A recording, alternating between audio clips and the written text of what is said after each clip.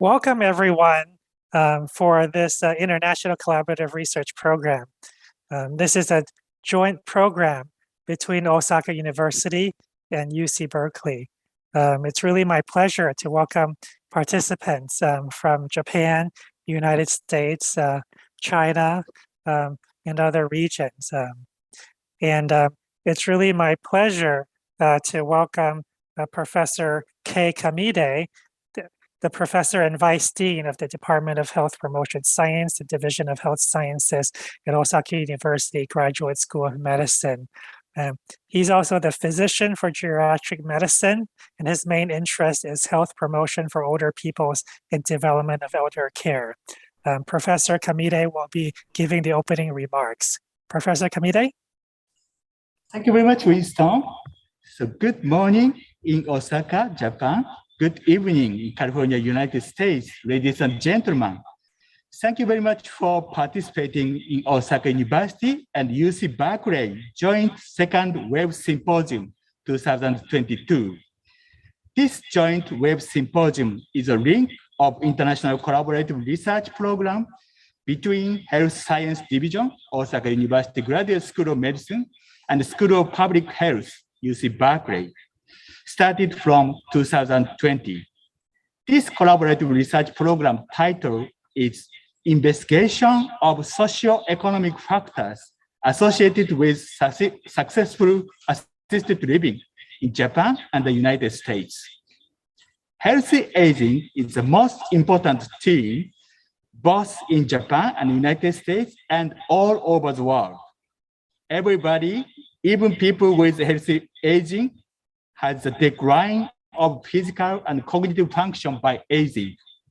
Therefore, we have to think about the long-term care to realize the wellness of assisted living in the future healthy aging. For such a successful assisted living, socio-economic factors is thought to be very important. We have to be collaborating with UC Berkeley professors for the past 2 years to solve these issues. Today, we will hold a symposium focusing on the presentation of research achievements. The content include keynote lectures by expert professors in each field. In addition to the people involved in both universities, they are also interested in and accessed by various audiences in Japan, United States, China, South Korea, Thailand, and around the world. I believe this symposium would be very useful and informative for healthy aging and geriatric research to realize the long-term care for successful assisted living. Please enjoy the symposium today. Thank you very much again for your participation. Thank you, Professor Kamide, for the wonderful introduction. Today's presentations will include 2 keynote speakers. Each will be presenting for 20 to 25 minutes with a question and answer, as well as 10 students, graduate students from both Osaka University and UC Berkeley. Each will present for 8 minutes with some questions and answers. And we will also have moderators for each of the sessions. We have 2 sessions. One is psychosocial aspects of wellness in older adults. And we also have a second session focused on physical and medical aspects of wellness in older adults. And next, I want to introduce Professor Linda Neuhauser and Professor Mai Kabayama, who will be moderating session 1.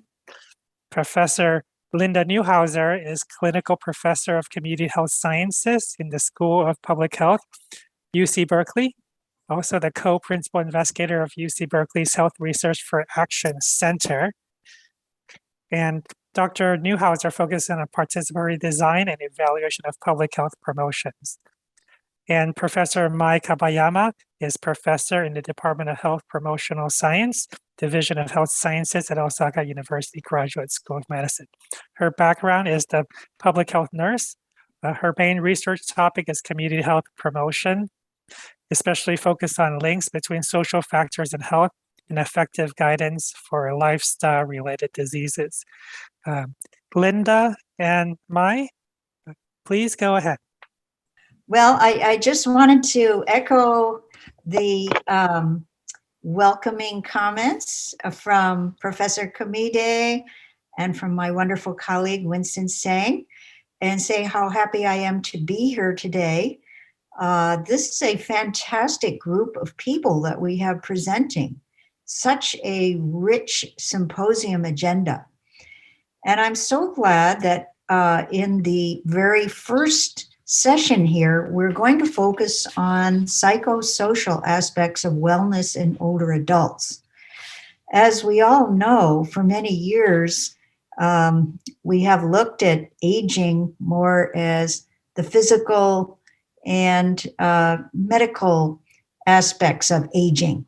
And now we're really getting into some areas that are very important and very tricky to research. So psychosocial aspects, we know, we have to do a lot of pioneering work here because sometimes we don't even know how to measure such things. And I'm so glad that we have fabulous presenters here who are doing that kind of work.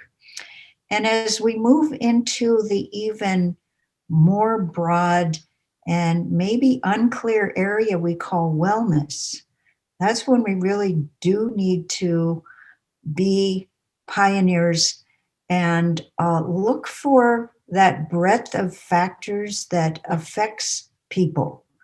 Not all of those are clear right now. So we will be moving into the first session right now.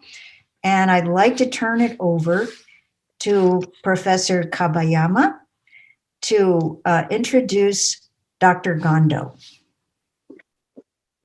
Thank you very much. And good morning in Japan and good evening in United States. I really appreciate this great opportunity to moderate this wonderful symposium. So I'm going to introduce Professor Yasuyuki Gondo, who is the keynote speaker of this session one. Professor Gondo is a Graduate School of Human Science, Clinical Sanatology, and Geriatric Behavioral Science, Osaka University. He has been a principal investigator of a multidisciplinary epidemiology study targeting the oldest old and centenarians since 2010. He is also an active member of International Centenarian Study Consortium. His keynote lecture title is Successful Aging from Psychological Aspects. So please, Professor Gondo. Good evening and good morning, everybody. I'm here. Can you see? Okay. It's my pleasure to present our data today for the many audiences. And my name is Yasuyuki Gondo, as Dr. Kabayama introduced. I've been working together with Dr. Kamide and Dr. Kabayama for more than 10 years. Starting 2010. And today I will talk about the psychological concept of zero transcendence. That might be unfamiliar for many of you, but we've been studying centenarians, very old people, and we got the kind of conclusion that the psychological aspect is the very important part to be successful in all this old age. So I would like to start my talk. Okay, the title is The Theory of Zero Transcendence, a Psychological Concept, filling gap between psychological and physiological successful aging. Sorry. Okay. The purpose of this presentation is, I have two purposes. First purpose is demonstrate the importance of focus more psychological aspect to study successful aging, especially in the oldest old people, because many oldest old people have the facing the loss of functions. In this situation, psychological aspect is most important, what I believe. As in the second part, I would like to introduce psychological concept of zero transcendence as a psychological adaptation indicator. So the concept of zero transcendence must be very unfamiliar to many of us, many of you, but recently, especially from the Eastern countries, focusing on successful aging and its limitation. I talk about the biological based model. And in the second part, in very short, I introduced the concept of zero transcendence. I finished talking this part.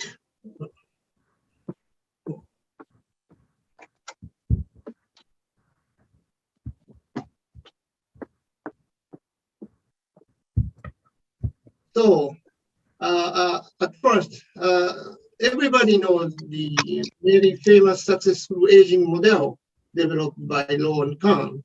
I don't tell detail, but the avoiding disease and disability, maintain high cognitive and physical function, and engagement with life is the three important dimensions for the successful aging. I call it as biological medical model because even for the engagement with life part, maintain physical function and cognitive function is important. So, but many of last 10 years, many of studies mention that this model has a big problem that don't explain the real state of the older people. One of the problem is that even researchers try to apply this model to the real data. There are so few older people could attain the successful aging state. Second one is most serious one, and age is the strongest predictor to be a successful ager. So the younger older people can be successful with this criteria or definition, but older people and oldest old people could not be successful if we apply model to the successful aging. And also, this model is not equal to the subjective feeling of older people themselves. And there are dissociation with layperson's view. But psychologists think that the successful aging is a kind of process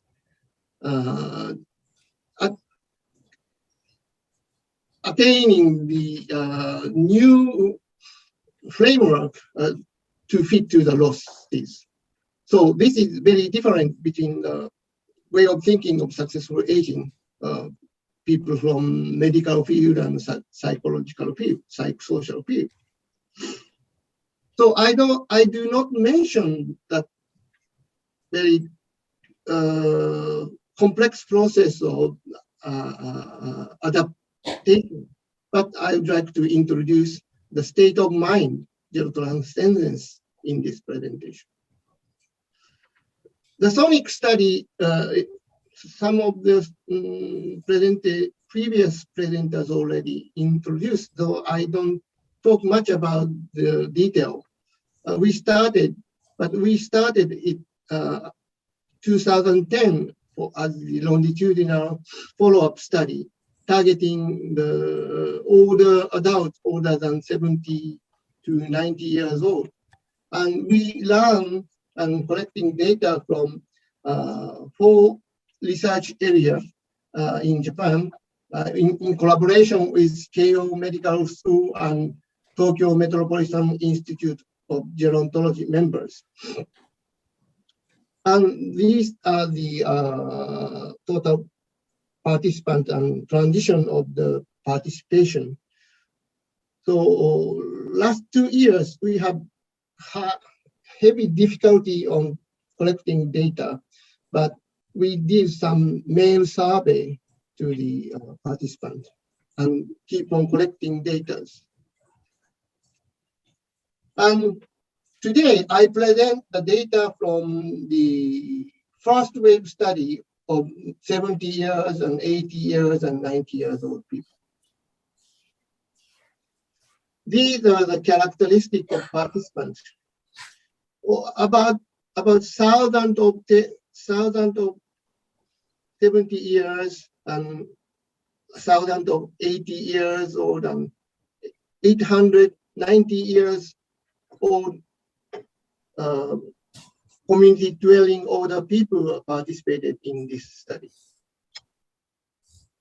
And these are the numbers of the participants included in this analysis. So first question is, could oldest old people be successful agers?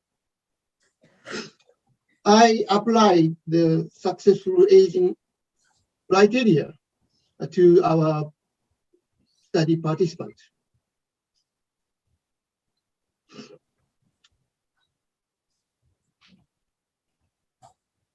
These are the criteria, variable used in this study.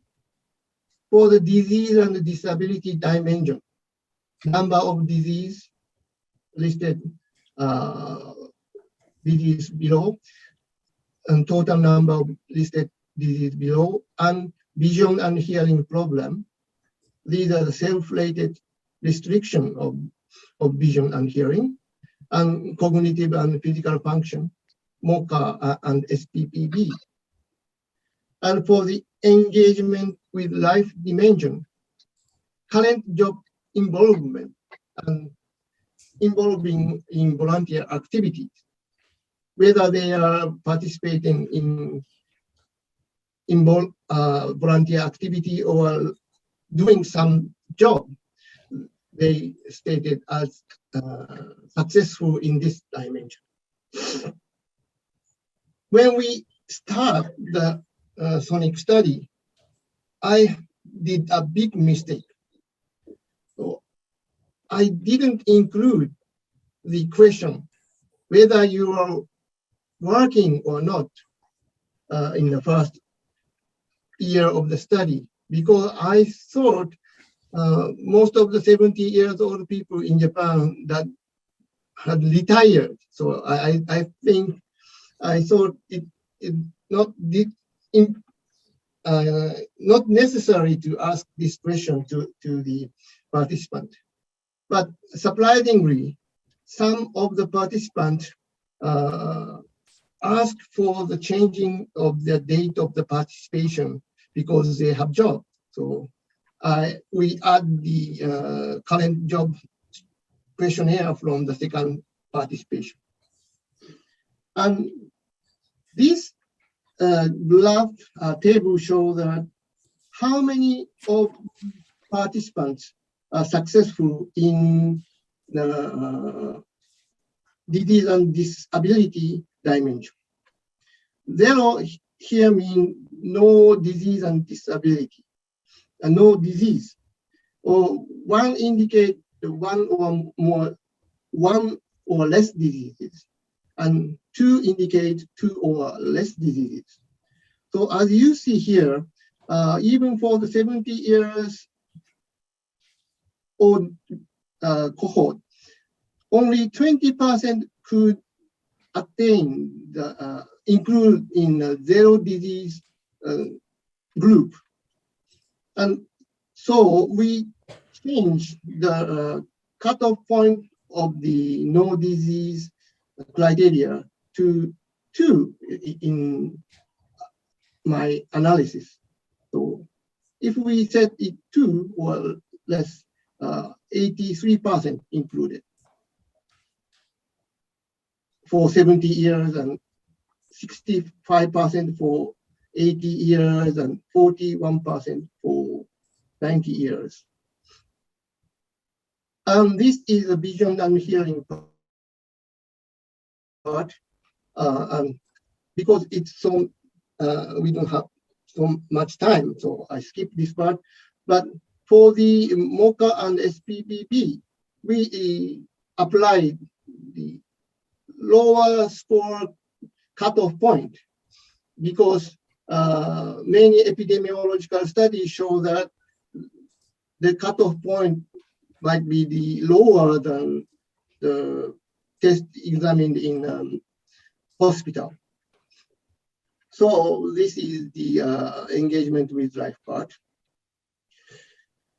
And from this data, we calculate the percent of successful ager in 70, 80, and 90s.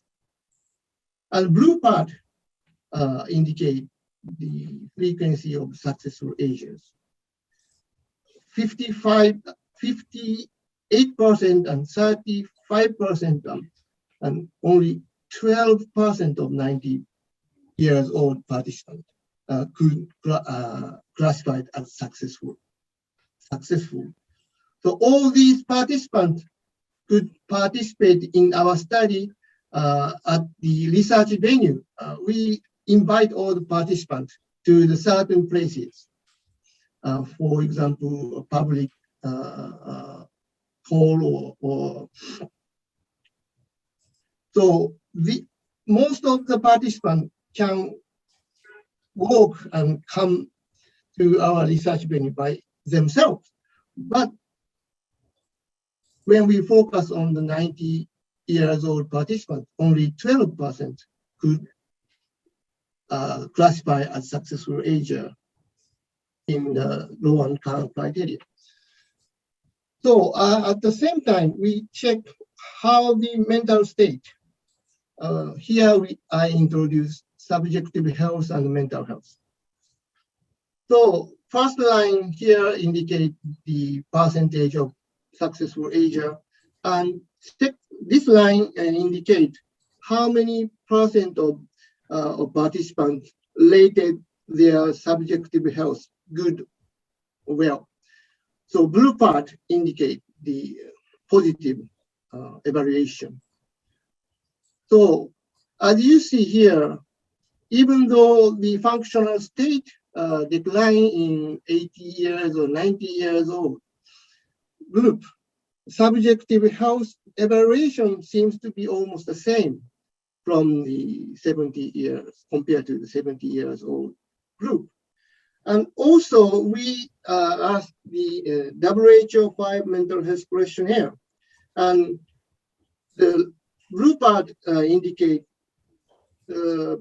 individuals score higher than the cutoff point, so healthier mental health state.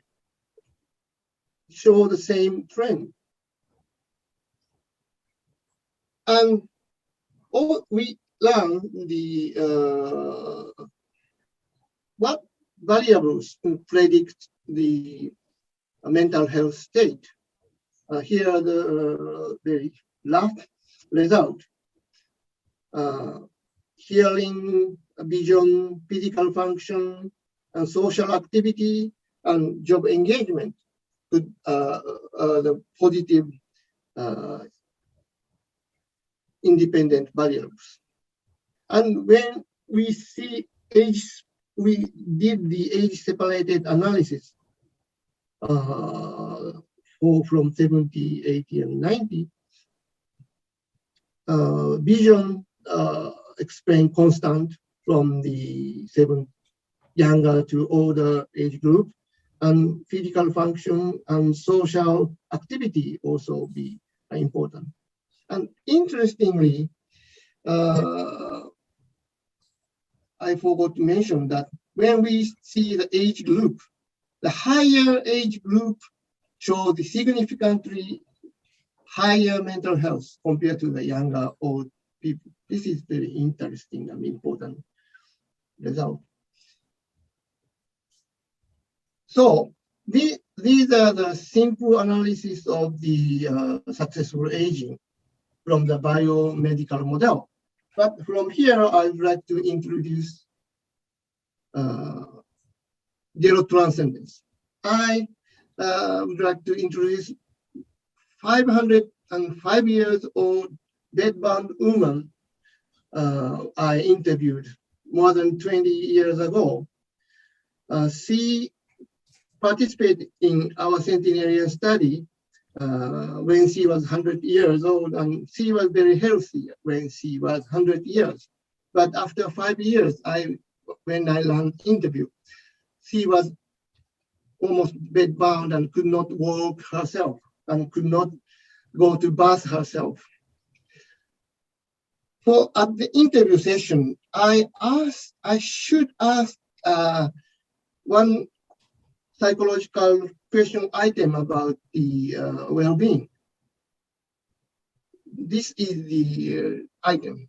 Do you sometimes feel life isn't worth living? So this is the item from the PGC morale scale. And when I asked this question, I was a little bit hesitant to ask this to the bedbound woman. But when I asked this question, she answered, I could be a talk cow to my daughter as far as I'm living. So I was so surprised to hear the answer. That's the starting point why I studied zero transcendence. The theory of zero transcendence was developed by the Swedish social gerontologist, Dr. Lars Tranström, about 20 years ago. He mentioned that the state of zero transcendence is the natural shift of thought from realistic worldview to the transcendence view. So it's a little bit confusing to understand. It's very difficult to understand. I study this concept with some of our students, but it takes more than 1 year to understand and the concept and studying these things. So it's not enough time today. I talk the detail, but he may also mention change in time, the sense of time and space from the fixed to the more flexible one. Individual can experience life event and became more intimately aware of their ancestor or dead relatives.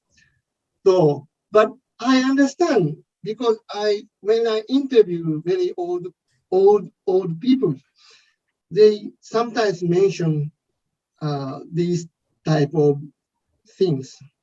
So we learned several interviews and developed the questionnaire to evaluate the zero transcendence. And we include these questions to our study. These are the list of the some example of the question. So the reason why I think the zero transcendence is important for the oldest old and centenarian is one thing, decline of cognitive function. So many of Western researches indicate that cognitive resources very important to effectively operate the strategic adaptation. So when people experience the loss of some things, the strategic adaptation is important, but to operate the strategic adaptation, the cognitive resource is important. But for the oldest old people, the cognitive resource itself decline. And also, to adapt to the ontological situation when they lost the function, and especially for example, the 105 years old participant I introduced, it's possible to recover to the younger days and recover to walk again. So this ontological situation is difficult to conquer or overcome by the strategic adaptation. So I added the store of zero transcendence to the model. Here the zero transcendence score. The score is highest evaluation value for the WHO5 mental health. And even though we learned age-separated analysis, zero transcendence works even for the oldest old cohort. To conclude, so low-income model may be applicable for the criteria and the successful aging in younger old people, but not applicable for the oldest old people. So we need to consider psychological adaptation to the large functional losses. And I believe that the developing zero transcendence is a key for the successful aging in oldest old. Here is the one example of the development of zero transcendence of the participant.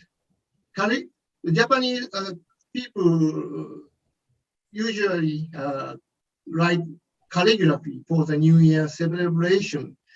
And these three calligraphy were written by the old woman, dead 107 years old.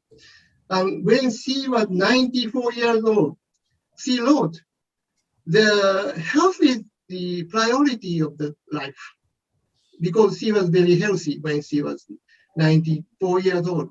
But when she became 104 years old, do one right thing a day. And when she get to the 105, hope for the world peace. So the way of thinking changes even after 90 years and 100 years old. This is the end of my talk, but I would like to share some pictures. This is the scene of the data collection of sonic study. This year, we are fully protected and collecting data. Even for the interview, we did like this. And it's a celebration picture of our study. She is centenarian and participate in our study 2012 at first time. And this year she became 100 years old and still participating in our study. And this is another picture of the centenarian. These last 2 years we have very difficulty meeting face to face, but hope will be see of your faces face to face soon. Thank you very much. Thank you very much for your very interesting and excellent presentation, Professor Gondo. And it was particularly impressive about the transcendence research. And we will allow for a few questions from the audience. So please raise your hand with the reaction button or post in the chat. Professor Linda, please. Yes, I wanted to thank Dr. Gondo for a wonderful presentation. Before this symposium, I'd never heard of gerotranscendence. So now I know more about it. And I thought it was very interesting the way you are creating new indicators and pointing out things that don't work in the old ways. And one comment I had was about the photo you showed of calligraphy and how that might change. And I was looking at some research recently that was trying to connect the analysis of a person's the complexity of their writing and how that might relate to their to predict whether or not they will have Alzheimer's or other kinds of cognitive problems. And the finding was the more complex their earlier work was, the less likely they are to develop certain cognitive things. So I think we have new areas in the humanities and arts that we can add into this research. I just wonder what you thought about that. It's very interesting comment. Part of our research team job, we did some interviews to the older people, and basically for the healthy older people. And this year, my undergraduate student learned this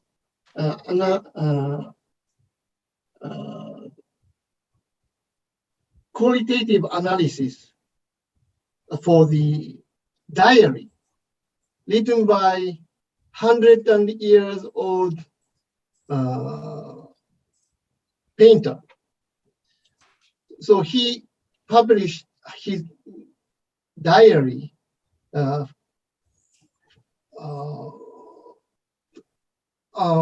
He wrote the diary on a kind of magazine when he started writing when he was 84 years old. And she analyzed the change of the choose of the words or choose of the contents of the talk and till the 100 years current version, latest version of the diary. And he found some consistency and the changes of the way of talk. So analyzing writing or even for the talk enable us to see the long-term trend of the change of the thought of the people. And also, if we found some big change of the writing of change of the contents, we might detect the Alzheimer's disease. So I've been working for the people of the Department of Technology, and we discuss how to collect these data, but for the privacy issues, it's very difficult to collect the daily conversation and analyze this. So how do we overcome this privacy issue will be the new feature for this kind of study. Yes, I think you probably need to add to these teams social linguists and, cognitive linguists. There's all kinds of people we need to add to our teams. So just as you have explored a lot of things. Anyway, thank you very much for your comment. Thank you. Thank you very much. So maybe many questions remain, but due to the time, we will move on to the next presentation.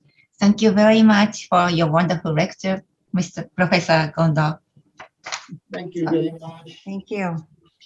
And now I will move on to some of our student reports. We're so delighted to have students with us today and all of their very innovative work. So we're going to start with Yaya Lee. And while I am introducing her, you can bring up the slides. So Yaya Lee is a second-year student in the Osaka University doctoral program, and she's pursuing a PhD degree. She completed her undergraduate and graduate courses in sociology and social work at Shandong University and has worked in research at the Alibaba Group and Osaka University, focusing on that really important area of user experience design and health promotion and welfare. Her research and clinical interests are related to health inequalities, health communication, and health behavior change. The title of her talk is Cognitive Decline and Poor Social Relationships in Older Adults During the COVID-19 Pandemic. Can information and communications technology use help? So Yaya, we are looking forward to hearing what your report is. Thank you for your introduction.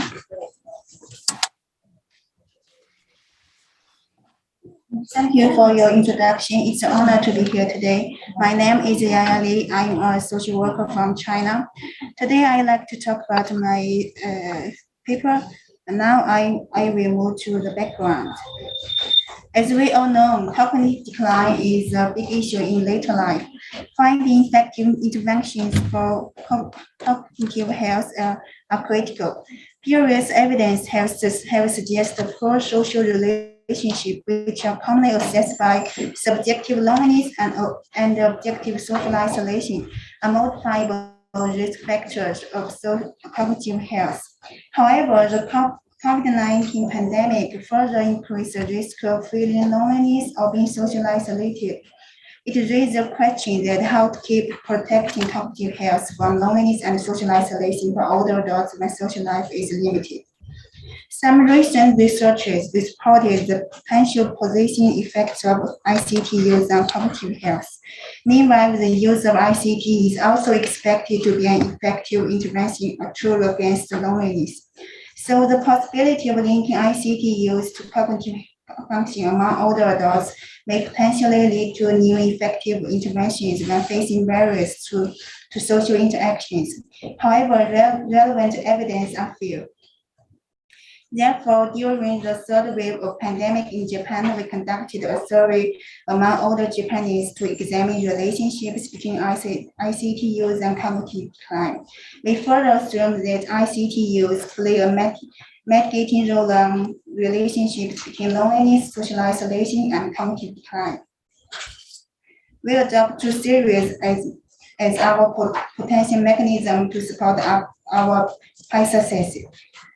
First one is cognitive reserve theory. It indicates that the larger cognitive reserve can provide greater resistance to cognitive test risk and better performance on cognitive tests. Cognitive reserve can be diminished by loneliness or social isolation and be stimulated by ICT use.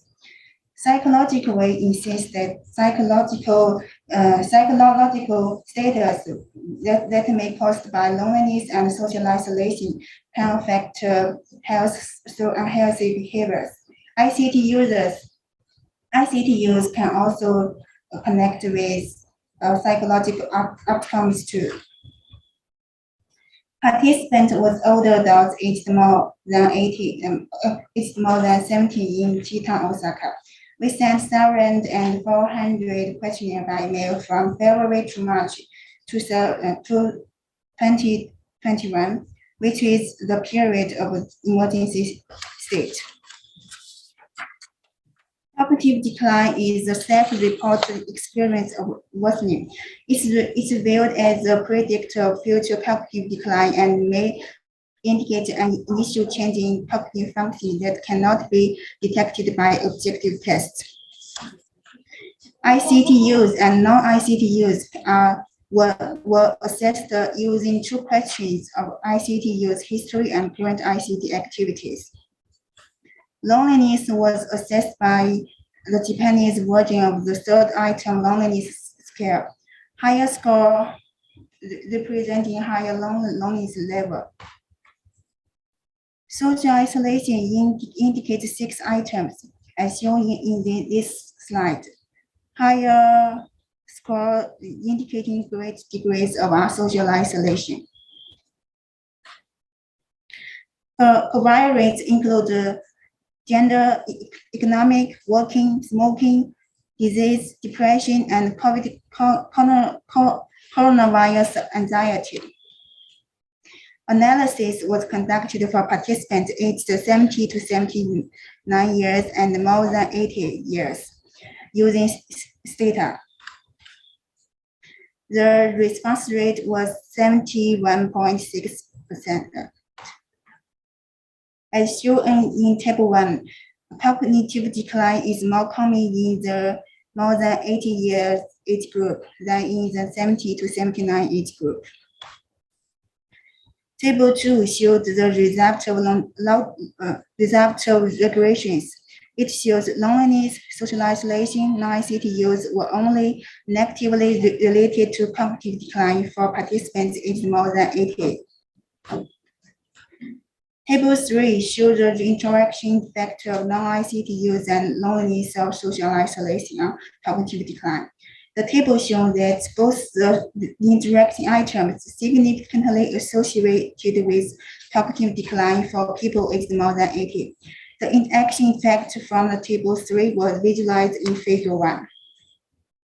We can see from the picture that non-ICT users with higher level of loneliness or higher level of social isolation were more likely to experience cognitive decline compared to ICT users. Let's move to the discussion part. In this study, we examined the relationship between ICT use and cognitive decline among Japanese older adults. We found that non-ICT users with higher loneliness or social isolation scores were more likely to experience cognitive decline in the more than 80-year age group. We only found the interaction effects in the more than 80-year age group. We think that this may be due to the age differences in social resources. There is a trend of decline in social resources by age. In particular, the very old age are more likely to live in a limited social network than the younger old.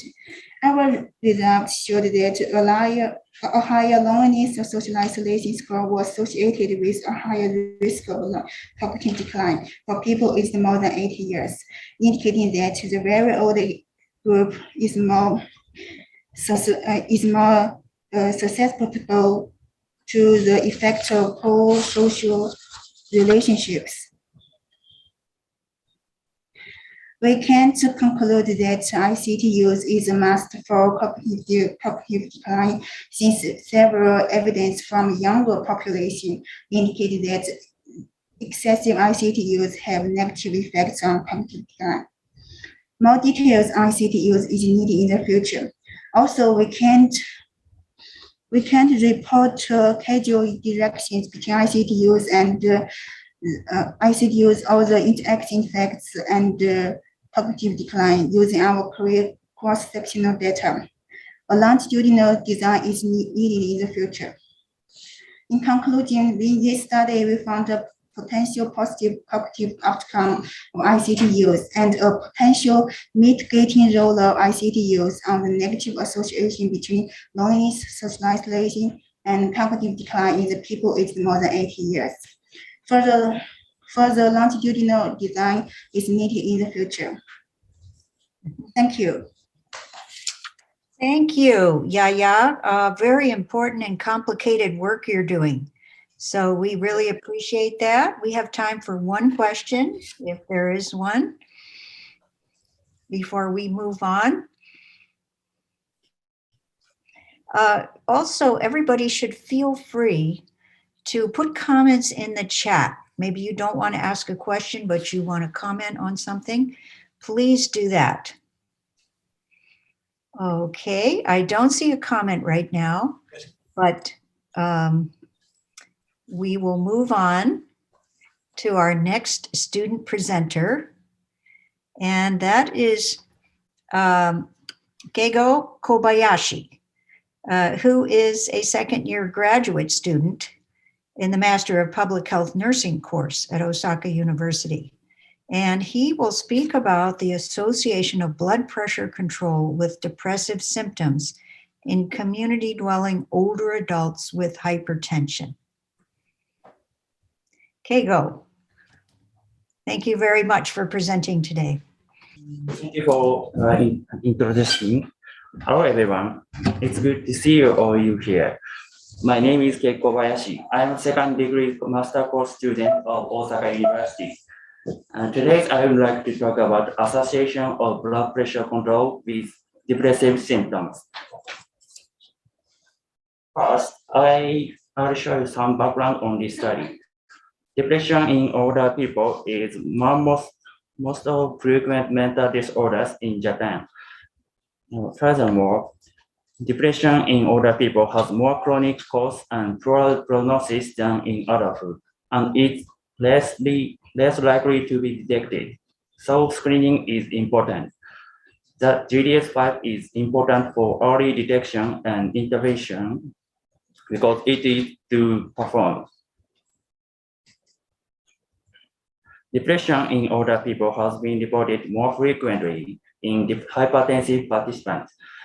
In the treatment of hypertension, blood pressure control is an important issue. But blood pressure control is not being satisfactorily implemented. And there are currently few studies on the relationship between blood pressure control and depressive symptoms. In addition, depression in older people may be influenced by aging and sex differences.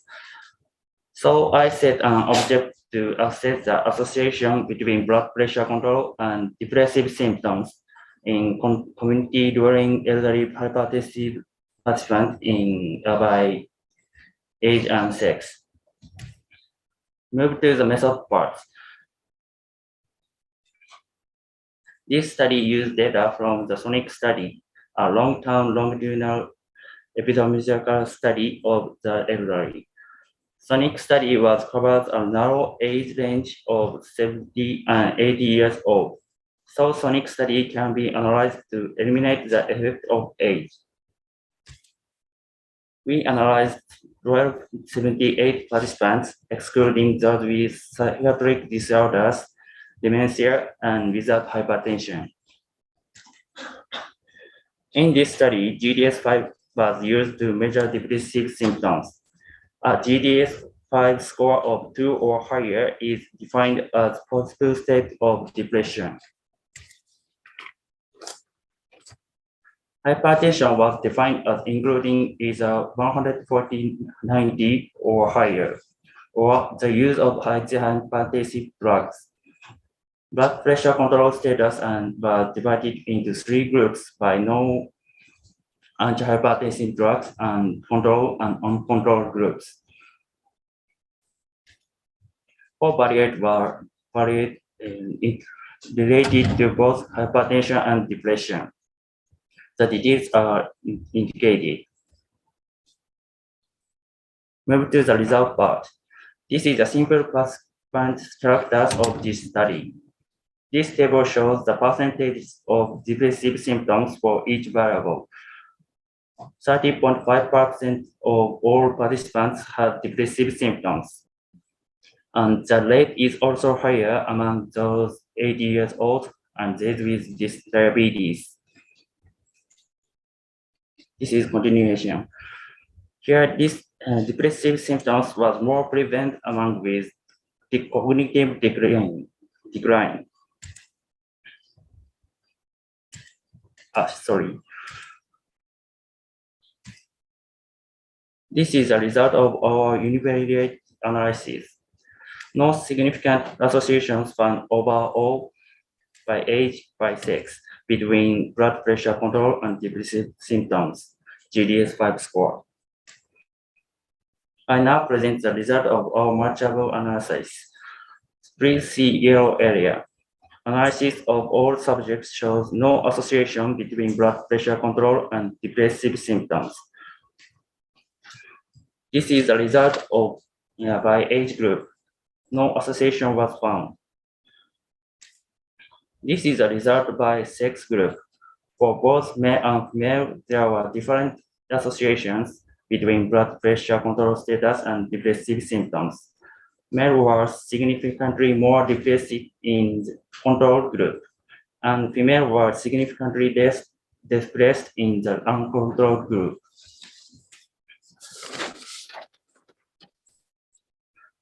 For more detailed look, we stratified by age and sex group. I'll show you the result for 70 years old male and female. Blood pressure control status and depressive symptoms showed similar associations as in the analysis classified by sex. However, no associations was found for 80 years old male and female. This slide integrates these research findings. Univariate analysis and multivariate analysis of overall and age classified. No significant associations were found.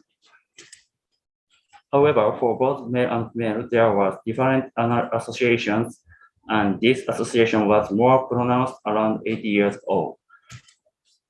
Move to the discussion part.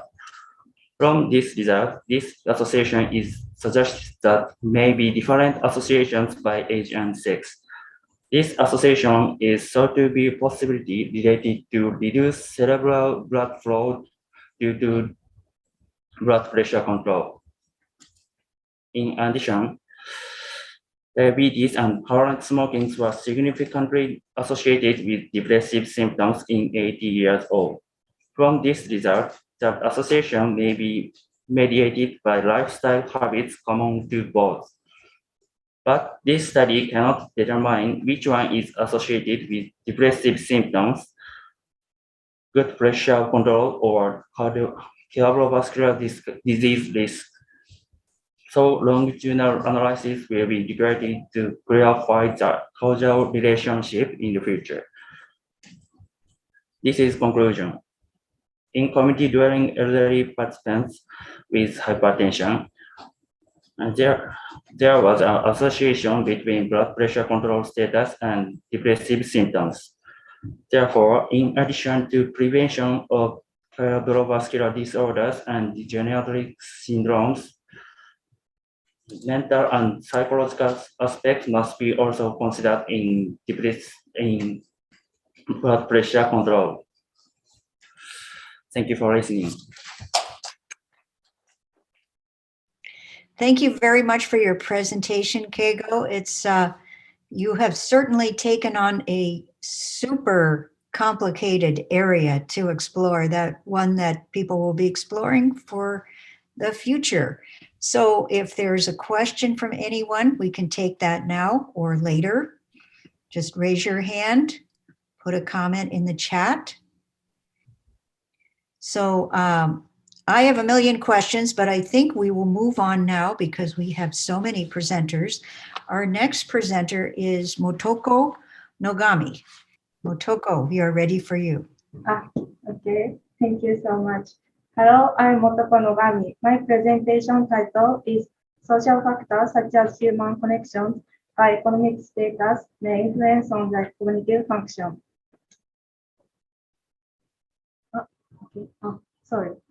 This graph shows the number of older adults living alone in Japan. As you can see, both female and male, the number is increasing. So why this situation is a problem? Because living alone in older adults tend to be loneliness. We call this situation social frailty. Social frailty is related to many mental and physical diseases. Actually, poor people have high risk of social frailty. Older adults in poor have another feature of having high risk of dementia. In Japan, dementia is the main cause of long-term care. So I think we need to clarify key factors for dementia in poor, but there is few studies about that. So my study objective is to assess the relationship between the connection with people and cognitive function in community dwelling older adults by age and economic status classification.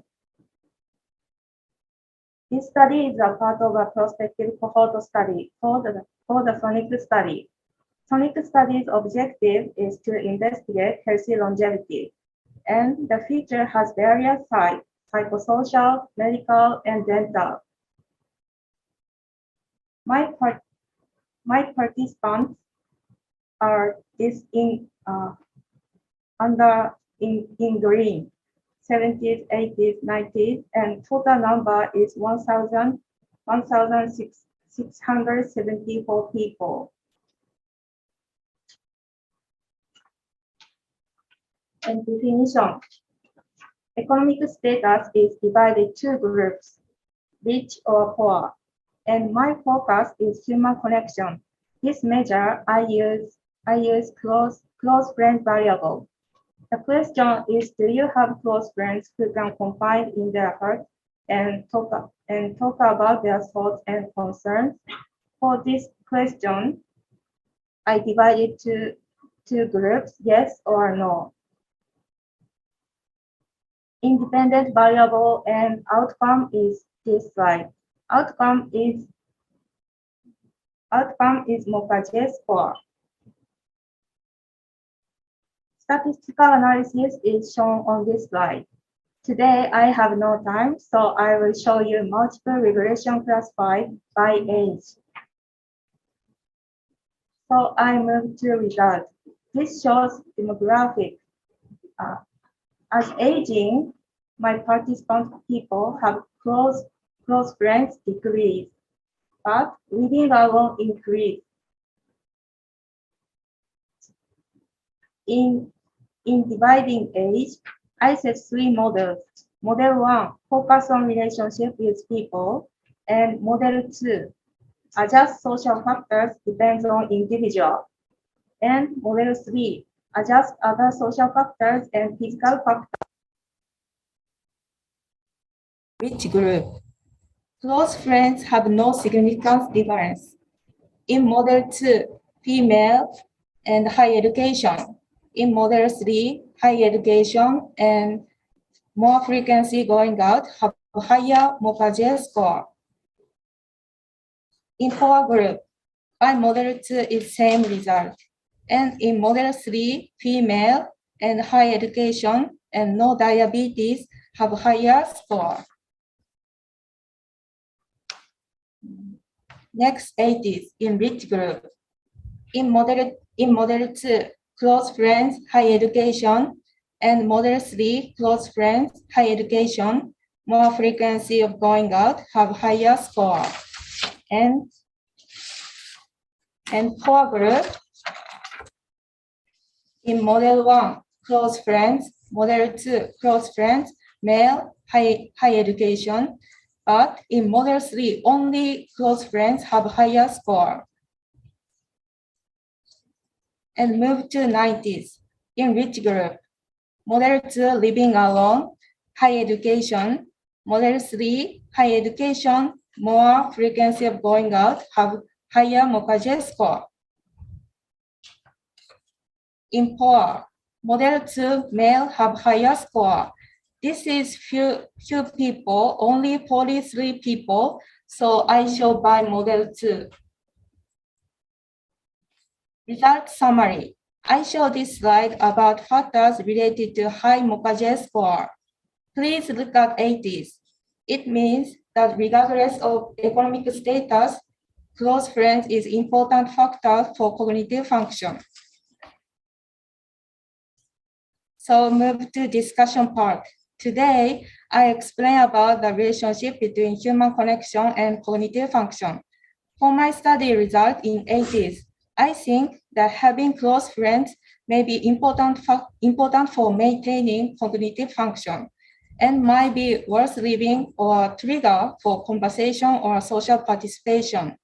So I think close friends may be important as a measure for dementia in poor group.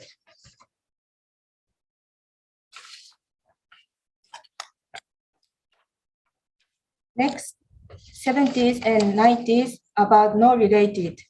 I think in 70s, it can be considered that physical factors, education, social participation affect cognitive function. In 90s, it is possible that aging itself affects cognitive function, and they may be more involved with family or relatives than friends. So it is possible that social life of the older adults would change depending on the age, and it is necessary to consider measures by age classification. This slide shows the differences of variables related to cognitive function by economic status. In rich group, savings may lead to more frequent outings, which may be related to the maintenance of cognitive function. And in poor group, lifestyle-related habits and human connections may be related to the maintenance of cognitive function. Conclusion, it is clear that close friends is related to the maintenance of cognitive function around the age of 80s, regardless of economic status. But there are differences in age in this relationship. Based on this study, importance is to promote community development that makes it easier for the older adults to build relationships of trust with people. Thank you for your attention. Thank you very much, Motoko. You are really digging into some very important areas here. And if anyone has a question right now, just raise your hand and we can take that. Otherwise, I'm seeing comments here in the chat. So please, everybody, look at those. Okay, well, we will move on then. Professor Kabayama will be introducing the next two student presenters. Thank you, Linda. Okay. Thank you, Linda. So we will move to the next presentation. Ayano Tamura. Ayano Tamura is a second-year master's student at Osaka University. Her research interest is related to the life satisfaction, no matter what illness or disability they have. And her topic is relationship between self-rated health and present and or past illness in community when older adults. Please. Thank you for introducing me to Professor Kabayama.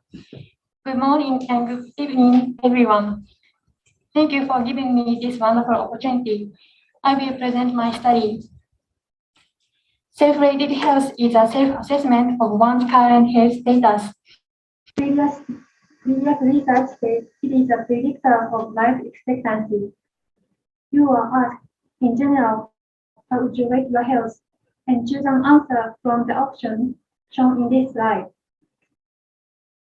This slide shows factors of self-rated health. It is widely known that physical diseases such as hypertension are major determinants of self-rated health. In the first study, few studies compared diseases about the impact with self-rated health. Also, few examined the relationship between diseases and self-rated health by age group, including the daily order.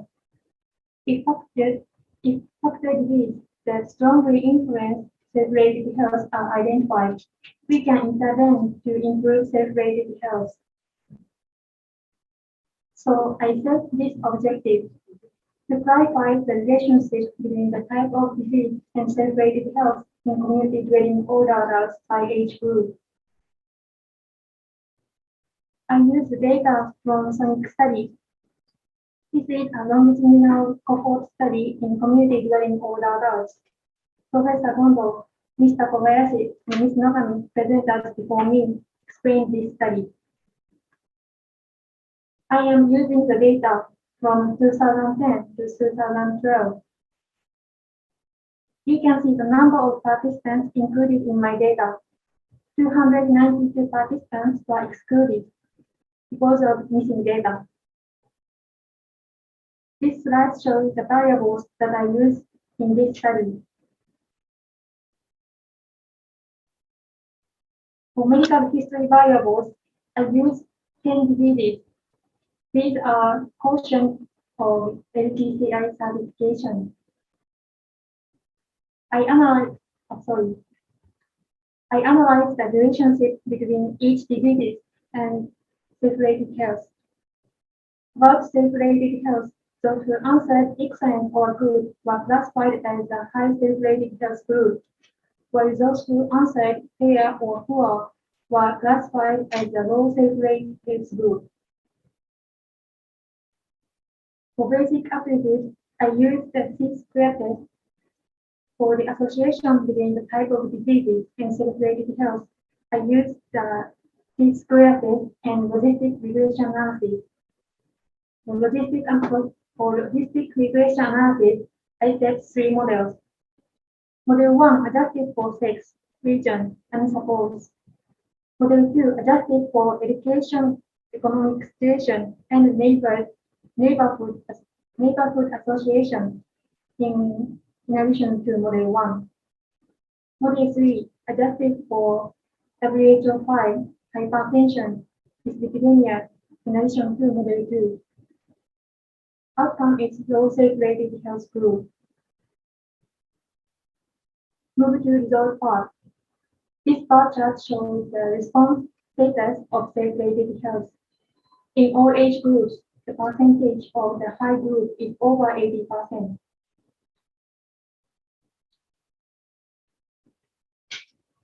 The following section shows the relationship between the basic attributes and self-rated health. There was no association in 70s.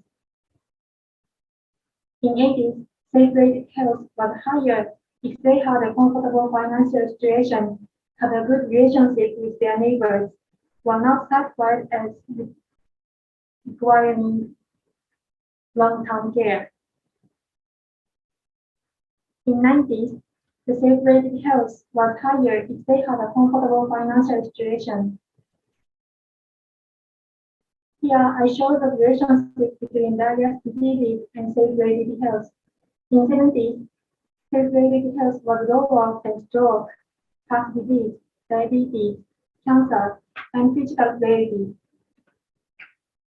This is the result of logistic regression analysis. In Model 3, stroke, heart disease, diabetes, and cancer were significantly associated with lower self-rated health. This is the result for 80s.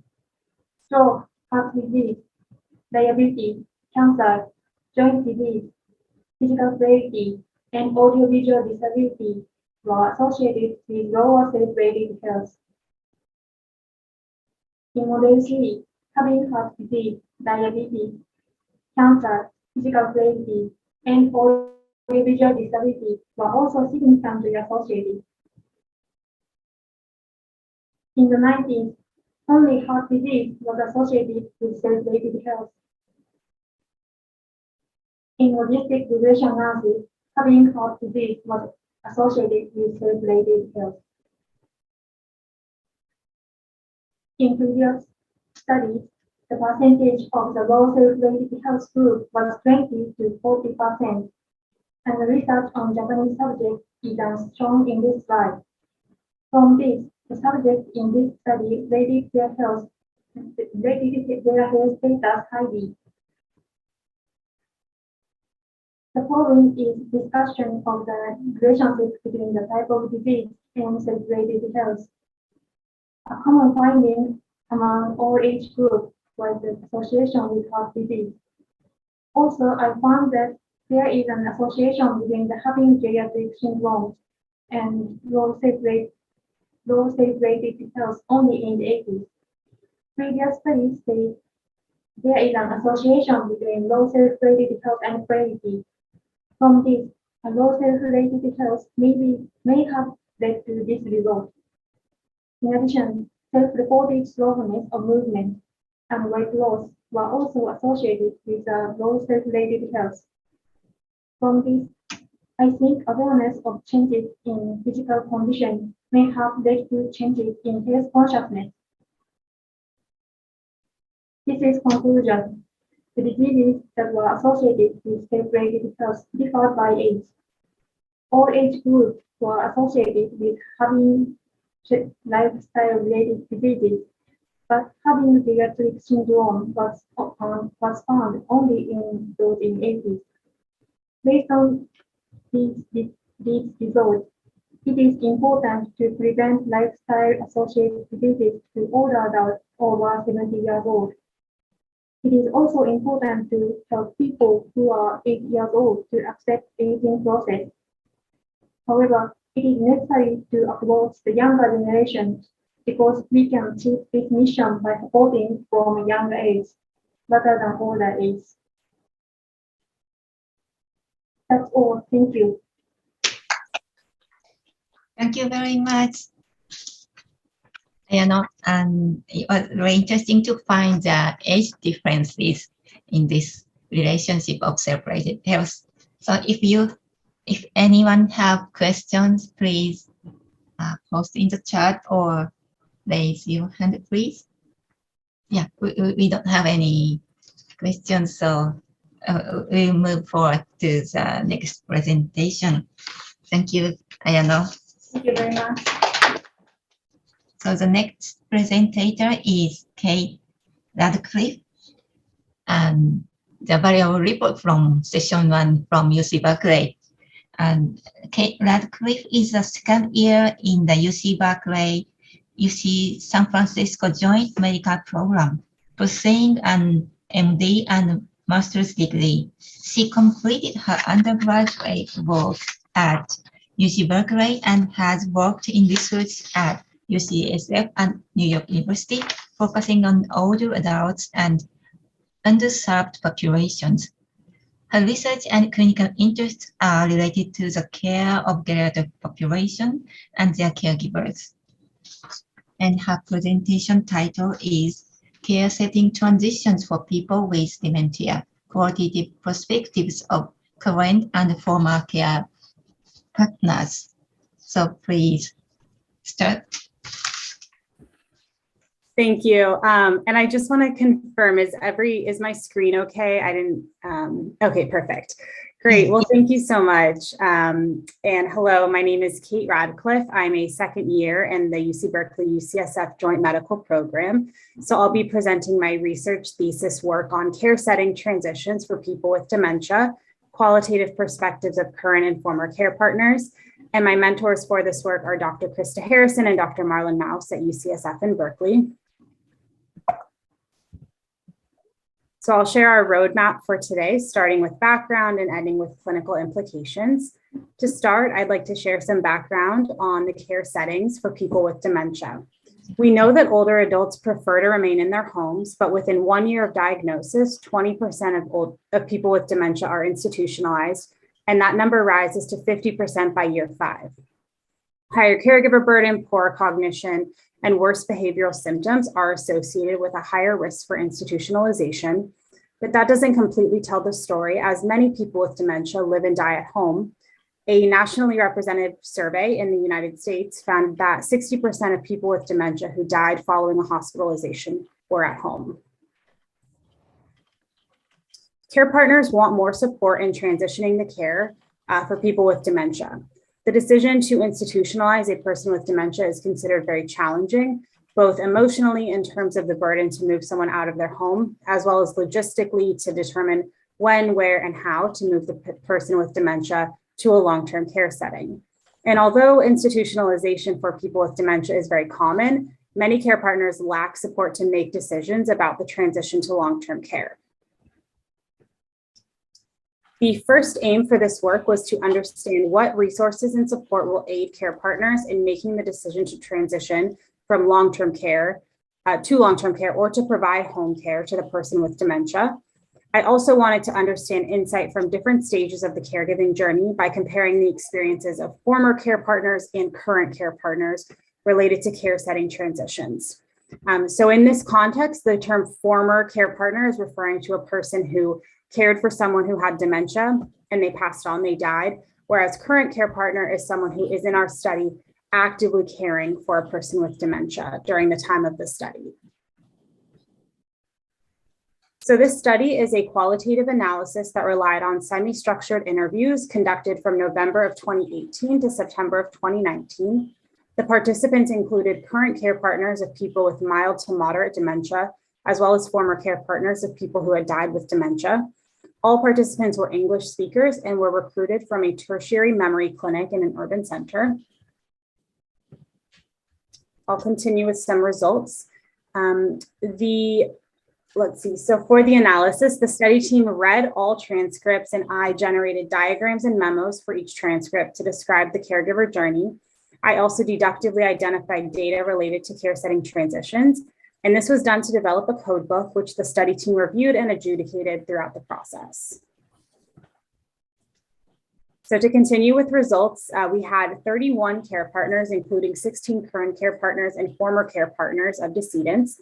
The care partners were primarily female, spouses of the person with dementia, and well-resourced with a modal income of over $100,000 per year. One note is that 5 of the care partners were LGBT spouses or domestic partners. So there is some diversity in terms of relational status with these caregivers. The findings for this study are organized in terms of temporality of the caregiving journey. Current care partners are caring for a person with dementia who is still living at home and is relatively early on in the dementia journey. The current care partners express that they are experiencing overwhelming uncertainty pertaining to future care setting decisions. They're early on in the disease course and they want prognostic guidance to inform care setting plans. This prognostic guidance could come in the form of information about stage of disease or life expectancy, which would help them to inform their planning. I'll share one quote from one of the participants who says, "It's unclear. I mean, he's certainly not bad enough yet for placement. I don't know. See, that's the other thing. I don't know how bad somebody has to get. Somebody did say to me that when he doesn't recognize me, then maybe that's a time to do something. But he still does, you know, and I've got really good care at home." So this current care partner is discussing the ways in which they have no idea really when they're going to transition, if they will transition the person with dementia out of the home. And they talk about the importance of prognostic information or wanting to know the stage of disease in order to make that decision. For the former care partners, they describe 3 care setting arcs, including home care, short-term institutionalization, and institutionalization. For home care, these participants were cared for at home until death. In short-term institutionalization, they were cared for at home primarily with some periods in non-home settings. And in institutionalization, the person with dementia moved to a long-term care facility without the intention of returning home. As you can see from the data, most former care partners described some level of institutionalization for the person with dementia. Like to crawl over there, you know, because the eggshells poke there. I'm sorry. It seems like someone is unmuted, and perfect. Thank you. So to continue, many people were institutionalized at some point, but it's also interesting to see that 6 of the participants were generally at home until death. I don't have time to go into that part of the analysis today, but we think it probably has something to do with the level of resources that many of these folks had. They were generally very well resourced economically. To continue with the former care partners, they described wanting explicit guidance and support later on in the dementia journey. These are people who have been with the person with dementia from diagnosis until death, and they were able to reflect on transitions that occurred during that journey.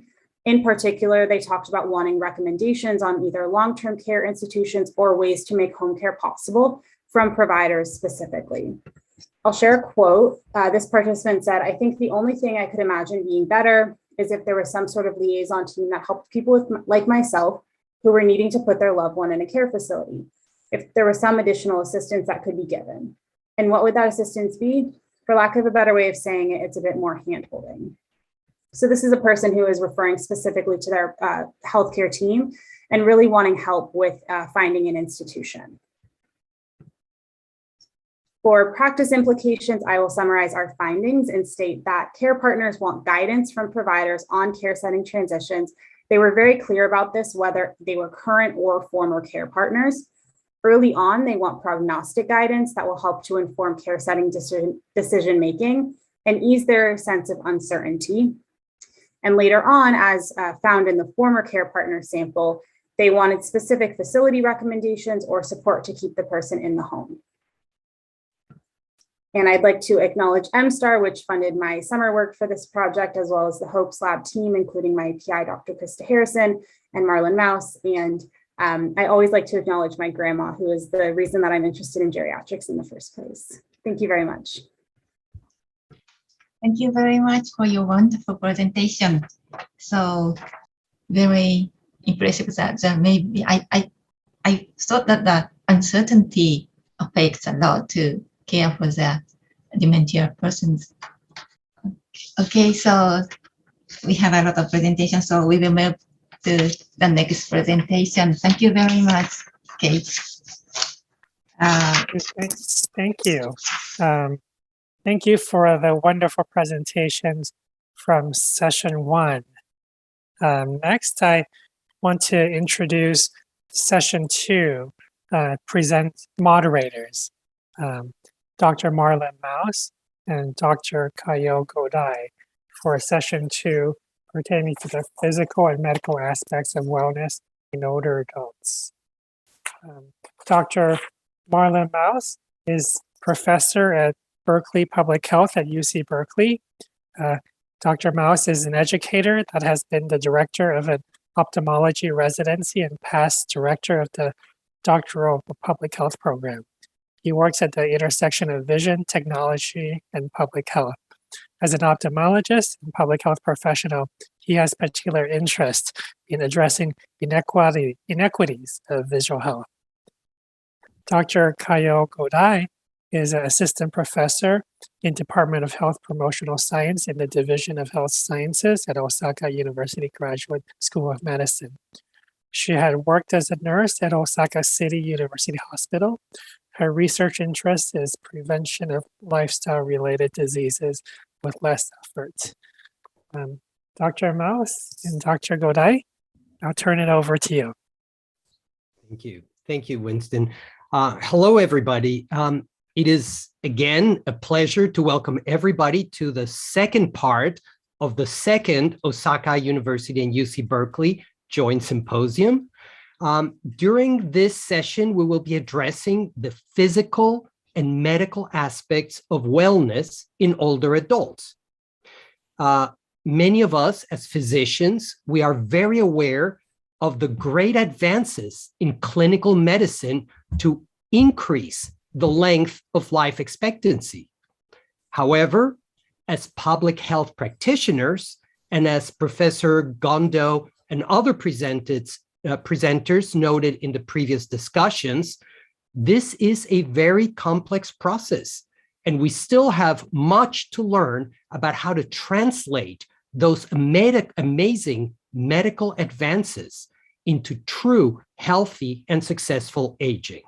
So I would like to now turn it over to my co-moderator, Dr. Kayo Godai. Please, Professor Godai. Thank you, Winston Sensei and Marlon Sensei. This is Kayo Godai. I'm excited to be here. I'm very glad to have next keynote lecture. I'd like to welcome Dr. Andrew Sharrock, who will give us keynote lecture 2. Andrew Sharrock, can you hear my voice? Thank you. Dr. Andrew Sharrock is a professor of the graduate school at University of California at Berkeley. Professor Sharrock is the founding director of the Center for the Advanced Study of Aging Services and held Eugene and Rose Kleiner Chair in Aging at Berkeley School of Social Welfare from 1990 to 2018. Dr. Sharrock conducts research regarding social support structures that promote well-being and social engagement in later life.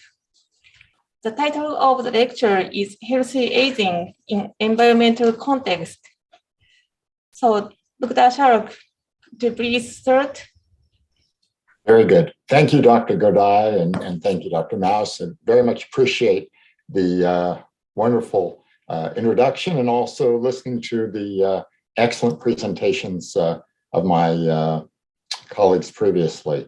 Let's see if I can share the screen.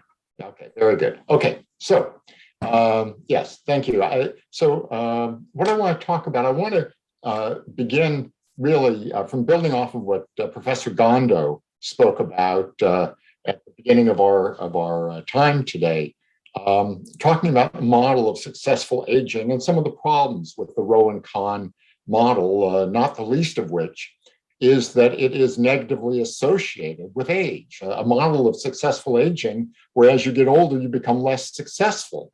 It has always seemed a little odd to me. So we need a more age-appropriate developmental model of successful aging or healthy aging.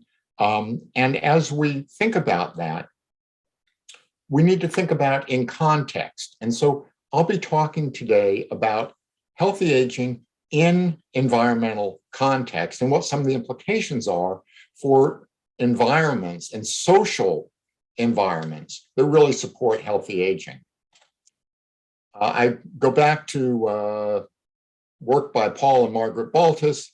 They talk about optimal aging, aging under development enhancing and age-friendly environmental conditions. So we think of environments that are not only age-friendly, but also enhance development, enhance growth. We understand people at the age of 70 or 80 or 90 or even centenarians as alive, growing individuals, that concept of gerotranscendence that Professor Gondo alluded to. And my colleagues and I have come up with 6 dimensions, and of course there could be many more, as we think about a developmental model of aging. The first dimension is continuity. There's substantial evidence regarding personality and identity over the life course that shows that over the adult life course, we actually change very little over the adult life course. And so what we need is environments that don't create barriers to us simply because we are aging in a normal manner. We'll come back to that. But we also, as we get older, age is associated with increased vulnerability for various kinds of diseases and limitations. And so we need environments that provide some accommodation, some support for our aging bodies and aging minds and aging psyches, if you will, and where there's basic safety and security, even as we become more limited in some ways. Now, our model departs from sort of standard understanding from here on. So the evidence from social psychology shows that control, the sense of control, the sense that we have some ability to impact what happens to us, to control the kinds of supports that we receive, to control the technologies that help us as we get older, that our ability to feel a sense of self-efficacy is really important. And so we talk about consumer-directed care, giving older adults themselves, no matter how disabled, at least some ability to control the supports that they receive. We also talk about connection, and a number of the presenters had spoken about social isolation and loneliness and social connection and the importance of that even for our cognitive well-being. And so it's not enough simply to have one's physical needs taken care of, but to also have a sense of connection to people who are important to us, to have opportunities to engage with others in meaningful activities. Contribution, that sense of meaning, the sense that our lives have meaning, that there's a reason to live another day, to get up in the morning, that we have something to offer. I'll come back to that. And then finally, something that oftentimes gets left out, challenge, the idea that throughout our lives, our bodies, our minds need to be stimulated. That's what exercise is all about. It's the concept of hormesis, that even at the cellular level, our cells need to be stimulated in order to function optimally. And so even at advanced ages, we thrive on some kind of stimulation, even if it's small. So when we put this in environmental context, one of the things that's important to point out is that as we age, our physical environments age as well.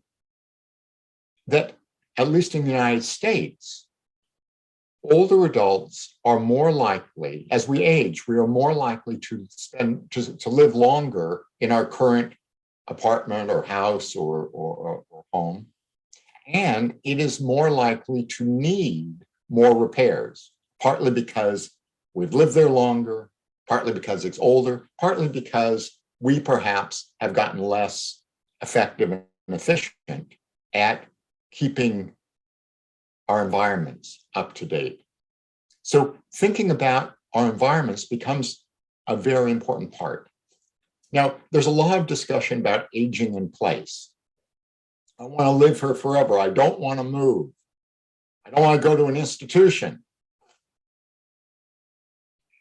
But there's also the issue of being stuck in place.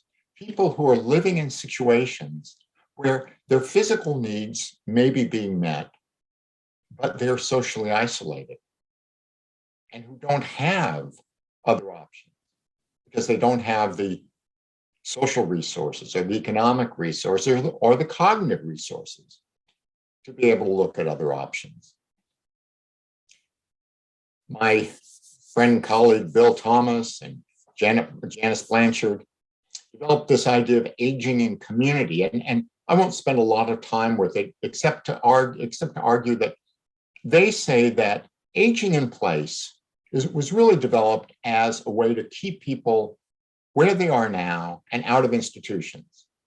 And so the question becomes, how do you identify people's needs as they get older? And how do you bring resources to them, supports of various kinds, human assistance, technologies to them to help meet their basic physical and cognitive needs, their basic bodily needs. Aging in community, they argue, involves not only meeting one's physical needs, but meeting one's social needs. And social needs involve not just having somebody visit you, that's nice, but having a real interdependent interaction with other people and in fact with the world. Not just having your needs taken care of, but being engaged in helping other people, in making a difference in the lives of other people, of having reciprocal responsibilities, not just being a care recipient, but being a participant in the world. And that services that only focus on meeting our physical needs, but don't pay attention to our social and psychological needs, are insufficient. So as we think about the idea of aging friendliness and how we support healthy aging in context, my colleagues and I, Amanda Lenning and others over the years, we break it down into three general areas. You can do this a lot of different ways, but one has to do with the idea of person-environment fit that Lawton and others talked about so many years ago. The idea that we need to have environments that that are appropriate for our levels of functioning and support optimal functioning. We need to have environments, places where we live, as well as places in the community where we go to, that we can access, that don't have barriers that get in the way. And we need to have a way to get from here to there safely and securely. it's not enough just to look at the environments physically, but we need to look at the social environments. Does our environment help us to engage with other people, engage with the world? Do we feel included? Do we feel welcome? It's not just, can we physically enter a building, but do we feel welcome there? Do we feel like the world wants to see us and include us? And then finally, basic safety and security, health and well-being. Do our environments support and encourage and allow us to be fully as healthy as possible in the ways that the World Health Organization talks about? Not just our physical health, but health in all aspects of our being. There are a number of studies that have asked older adults themselves what they consider to be aging-friendly environment. Where do they want to live? What are the conditions that they want to live in? And what people say, they want to stay in their own homes. But when you probe a little bit, it's like they want to stay in their own homes and their neighborhoods. It's not just their physical space, but it's the social connections in that space. They want to be able to see friends, to engage with their social network. They want to be able to get places to meet their needs, to do basic things like go shopping, get to the doctor, get their hair done. They want to feel safe. They want to be as healthy as possible, and they want to be involved. They don't want to be just socially isolated. They want to be involved. They want to have a sense that they have something to offer, something to give, that they matter to the world. So I want to spend the rest of the time briefly reviewing a few models, promising initiatives that provide examples of how we can promote this kind of healthy age. And the sort of logic model for this, we want to help people to age in community, to feel included and connected. And you can do that by enhancing people's individual capacity, their physical and psychosocial well-being. You can do it by promoting aspects of the community, the physical environment, the social environment, the sense of the amount of social capital that exists in a community, the extent to which people trust one another and help one another, respect one another, and also by improving the services that are there. And there's many ways to do that. We've focused on how do you help people to connect with services, help them access services. How can you build a sense of community, a sense of mutuality, and people helping and supporting one another? And how can you empower individuals to do a better job of taking care of themselves and taking care of one another? The types of aging-friendly initiatives that we've looked at: community planning initiatives, what we call cross-sector initiatives, couldn't figure out what else to call them, and community development. Community planning initiatives, the sort of ultimate example is the World Health Organization's Global Age-Friendly and Cities and Communities Initiative.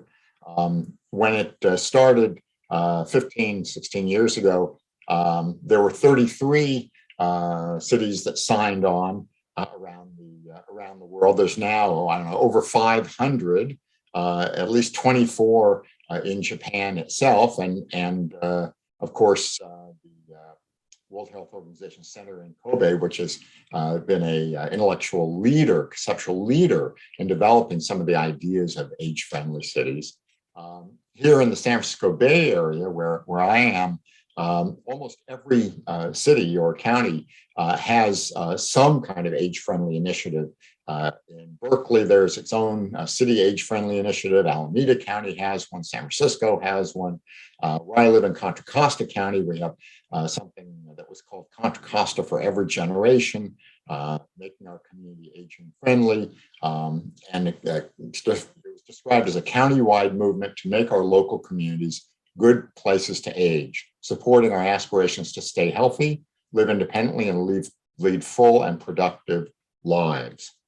So many communities have something along these lines. I want to focus a little bit on housing and ways in which housing environments can be used to support healthy aging. One of my favorite models, and one that I know that my colleagues here at Berkeley are well aware of, and my colleague Dr. Zhang has been involved with as well.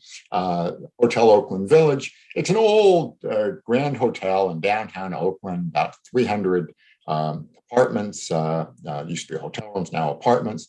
What's interesting about many things, one is the ground floor is used for health clinics, adult daycare, senior center, places for people, workshops, places to sew and a variety of things. In this hotel, there are about 30 different health-related groups, groups of older adults who come together under the auspices of the building with the building coordinators to do exercise together, to do Tai Chi together, to do various kinds of programs together designed to support their health. It's called Hotel Oakland Village. And when you walk into the lobby, there's a big banner in Chinese characters, and underneath it says participation equals good health. Another interesting example, something called Generations of Hope. It's an initiative begun in Illinois, here in the United States. And the interesting idea here is they took this neighborhood and they allowed young families and foster families with teenagers who were having problems, who were having behavioral problems, to live there very inexpensively. And in the other half, they allowed older adults to live there very inexpensively. The only thing was the older adults had to agree to spend 10 hours a week providing mentoring and tutoring and helping these teenagers who were having behavioral problems. And the idea was that they would form connection with one another, these older adults and these families and these kids, so that over time, as the older adults needed more help, the families would be there for them just as they are there for these younger kids, and it's subsidized by the government and by private foundations.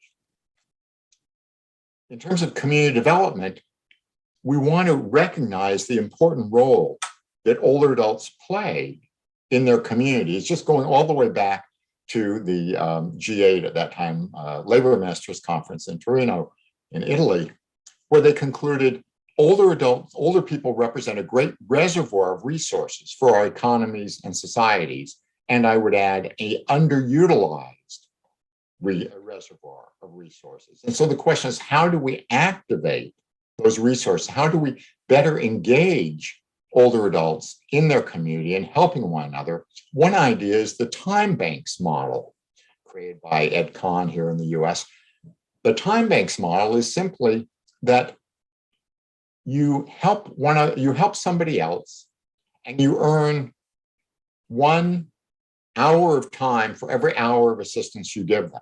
And it doesn't matter what assistance you give them. You help somebody with their income taxes, you mow their lawn, you give them advice, you help them, you take out their trash, you change a light bulb, you teach Spanish, whatever you do, you earn 1 credit. And you can then use that credit to get something that you need. And the basic philosophy is everybody, no matter how old, no matter how limited, still has something that they can offer. And everybody, no matter how young, no matter how able, still has something that they need. And so it's a way to involve everybody in helping and receiving and being part of this virtuous cycle, if you will. So it's a very interesting model that really values the wisdom that older adults oftentimes have to offer. Another example here in the San Francisco Bay Area, something called Pathways to Positive Aging. It's an interesting model. It's in an area that is very diverse, where there are many, many, many different immigrant groups primarily living in that area. And what this model does is it asks each of these groups to identify a couple of people who they consider to be elders in their community. And those elders come together and meet with one another, and they compare notes and they share problems that are occurring across their different communities. And they then support one another, learn from one another, and go back to their communities to help solve problems and help people access the services they need. And also to advocate for having services from the local city and county that will meet those needs of their community. And finally, something I've been very involved in, something called the village model, which began here in Boston, in the United States. Now there's at least 3 countries worldwide, models that have been developed. The idea is that older adults create their own organizations, their own associations that they run, that are community-based, and where they help one another or help one another to get the services and supports they need. There's a number of aspects. One is that there are volunteers available.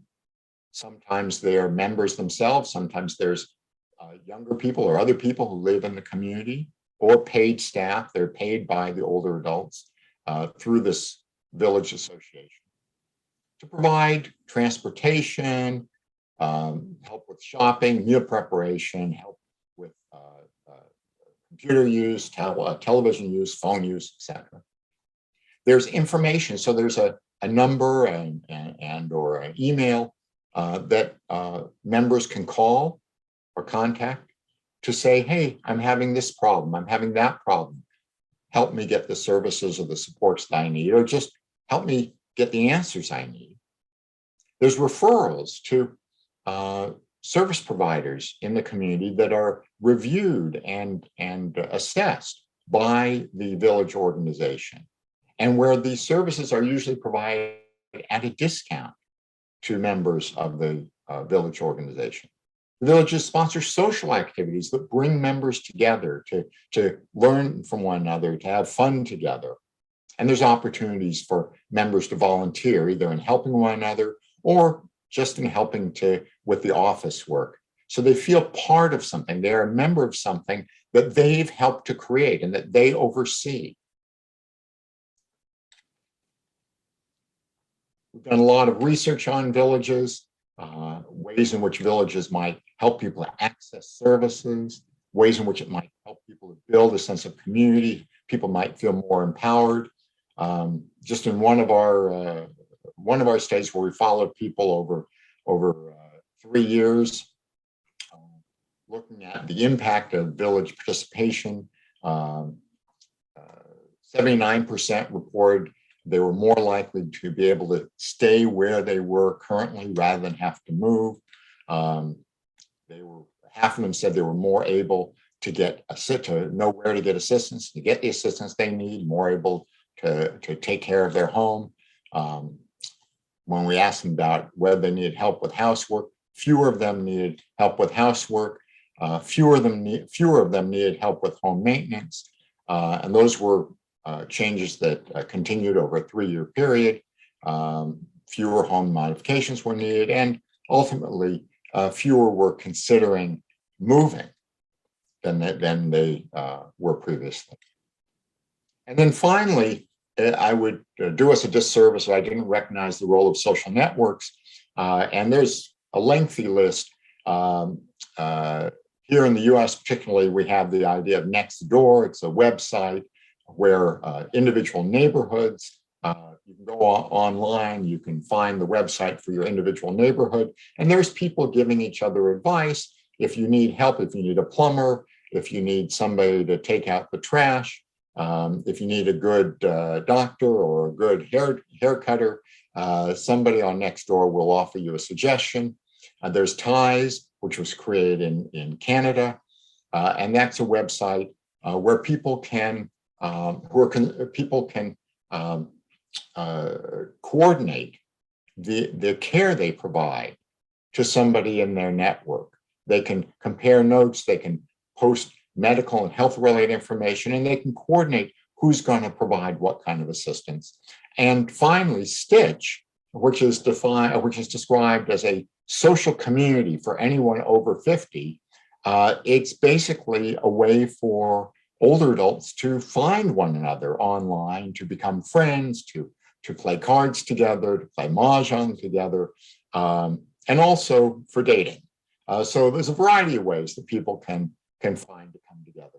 Finally, the time is short, but there's many different programs like this that are being developed that combine opportunities for people to come together to promote the health of older adults in the community and to help one another to do that and to inspire ourselves and one another to be as healthy and as socially engaged as possible.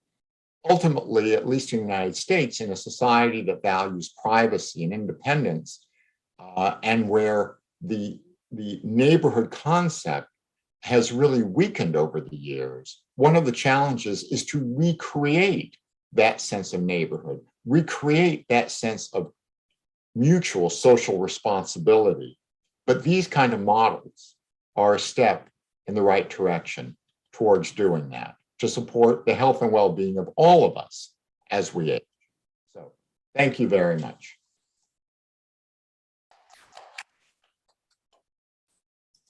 Professor Shark, thank you very much for wonderful and valuable lecture. Now, let's open questions and comments from the audience. Do you have any questions? And I welcome your comments and questions in chat as well. Does anyone?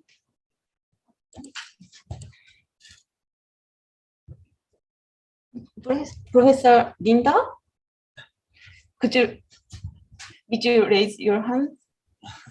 Yes. Andy, I love the examples that you gave. Those are really tremendous examples.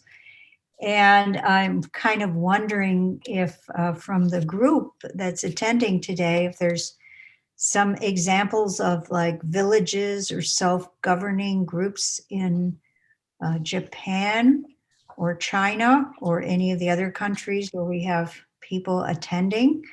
So people might want, who are attending today, they might want to make a comment about that, or you yourself might know the answer to that. So I'll answer real quick, and obviously our time is short, but there are efforts in many countries to develop related kinds of models. Countries, mostly Northern Hemisphere countries, a little bit in the Southern Hemisphere, particularly in Buenos Aires, Rio de Janeiro, that I'm familiar with. But we have people, actually, I know from Nanjing, and there's an interest in Nanjing. There's probably the most developed efforts are in Taiwan, actually, in terms of countrywide efforts, but area-wide efforts. But I think what we need is a better understanding of the role of environment. And I think those of us, especially who are in the health world, who are accustomed to looking at individuals and individual well-being, we need to partner with those who have an understanding of communities and environments, so we can look at how to promote. And this is where public health, I think, is really central. How we can promote health and well-being, not only for individuals, but in a environmental context. Yeah, thank you. Big shift from the old thinking. Thank you very much. I think there are lots of questions and comments, but since we are running a little behind schedule, so let's go to the next program. Professor Maron, could you please? Yes, thank you. We are now going to be listening to several students. And I would like to again remind the audience that to please type any questions or comments in the chat. Our first researcher is Yuko Nakamura, who is a student in the doctoral degree from Osaka University. And the title of their presentation is Association Between Lipid Level and Atherosclerotic Diseases in Community Dwelling Older Adults, the SONIC study. Please, Yuko. Thank you, for preparing. It is a great honor to be able to speak to you today. My name is Yuko Nakamura, and I'd like to talk about the association between lipids and the diseases. Let me begin by talking about the background. The number of individuals over 75 years of age has dramatically increased in Japan. And as the population ages, it is considered more critical to prevent lifestyle-related diseases and extend healthy life expectancy. This epidemic is one of the common non-communicable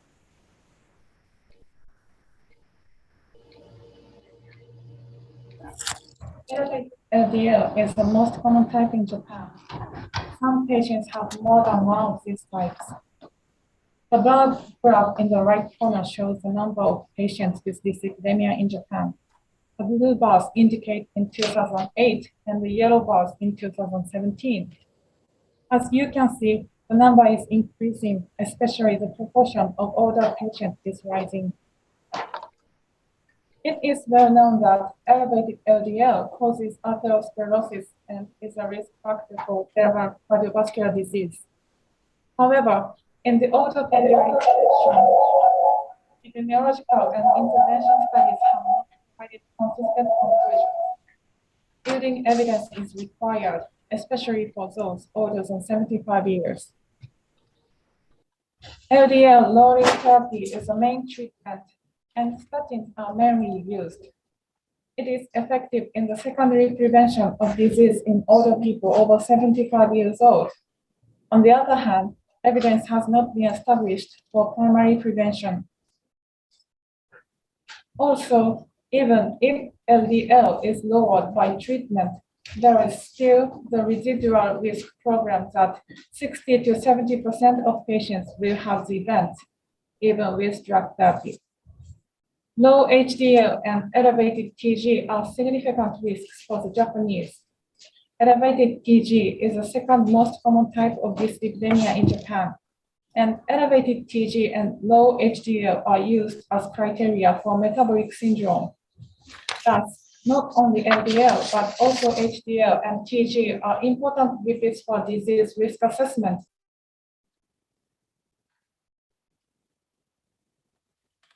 Participants are living independently, recruited from 2 regions in Japan.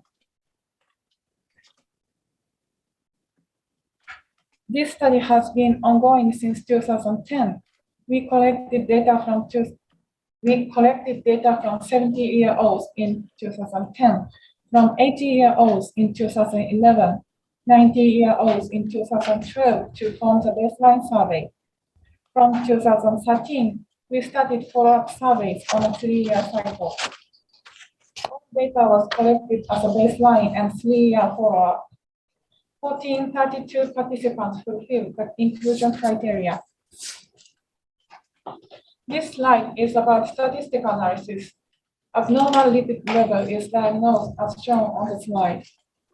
The outcome events were atherosclerotic diseases, including cerebral infarction, transient ischemic attack, and ischemic heart diseases.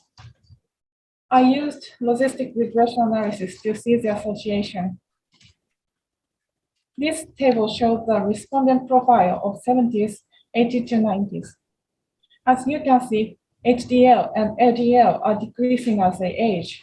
However, TG is increasing. The number of participants who take statin treatment is 110 in 70s, 196 in 80 to 90 group. During the follow-up period, 25 developed the disease in the 70-year-old group, and 20 developed the disease in the 80 to 90-year-old group. This shows the baseline profile of participants only who had 3-year incidence. In a 70 group, 16 participants were men and 9 in the 80 to 90 group. About TG, 44% had elevated TG in 70s group and 55% in 55% in 80 to 90 group. About HDL, 28% had low HDL in 70s and 25% in 80 to 90s. About LDL, 20% had elevated LDL in 70s and 80 to 90s. This is a logistic regression analysis of the association between lipid and diseases. As you can see, after adjusting each variables in both age groups, low HDL was a great risk of the diseases. About TG, except 70s participants, elevated TG was a risk of the diseases. I performed the same analysis for LDL, but no association was found. Here's a discussion. Low HDL significantly increased cases of atherosclerotic diseases. However, no association was seen between LDL groups. In the 80 to 90 group, an elevated TG increased cases of atherosclerotic diseases. Previous studies have shown that low HDL and elevated TG are associated with the disease in the older population. In this study, I included participants aged 80 years and older who were not included in the previous research in the analysis. These results indicate that low HDL and elevated TG are risk factors for disease in people older than 75 years. The LDL study groups showed no significant difference.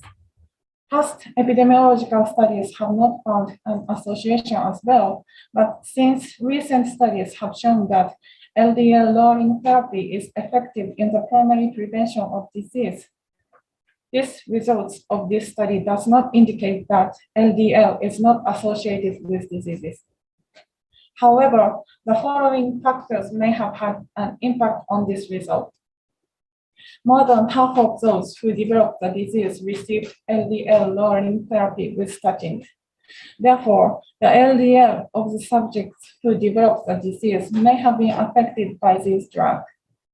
I also did not take into account the effect of the duration of medication, which may have also affected the LDL.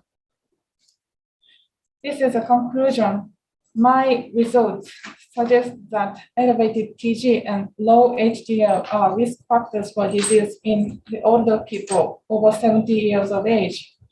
It may indicate that clinicians should focus not only on LDL, but also on HDL and TG in managing this epidemic in the older population.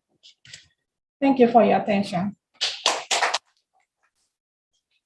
Thank you very much. Thank you. If anybody has any comments, please put them on the chat. I don't think we have any right now, so thank you for your presentation. And we go on to the next one. The Yuka Ohata, who is a student in the master's degree course at Osaka University, and the title is Significance of Bone and Joint Diseases in the Progression of Physical Frailty in Community-Dwelling Elderly People.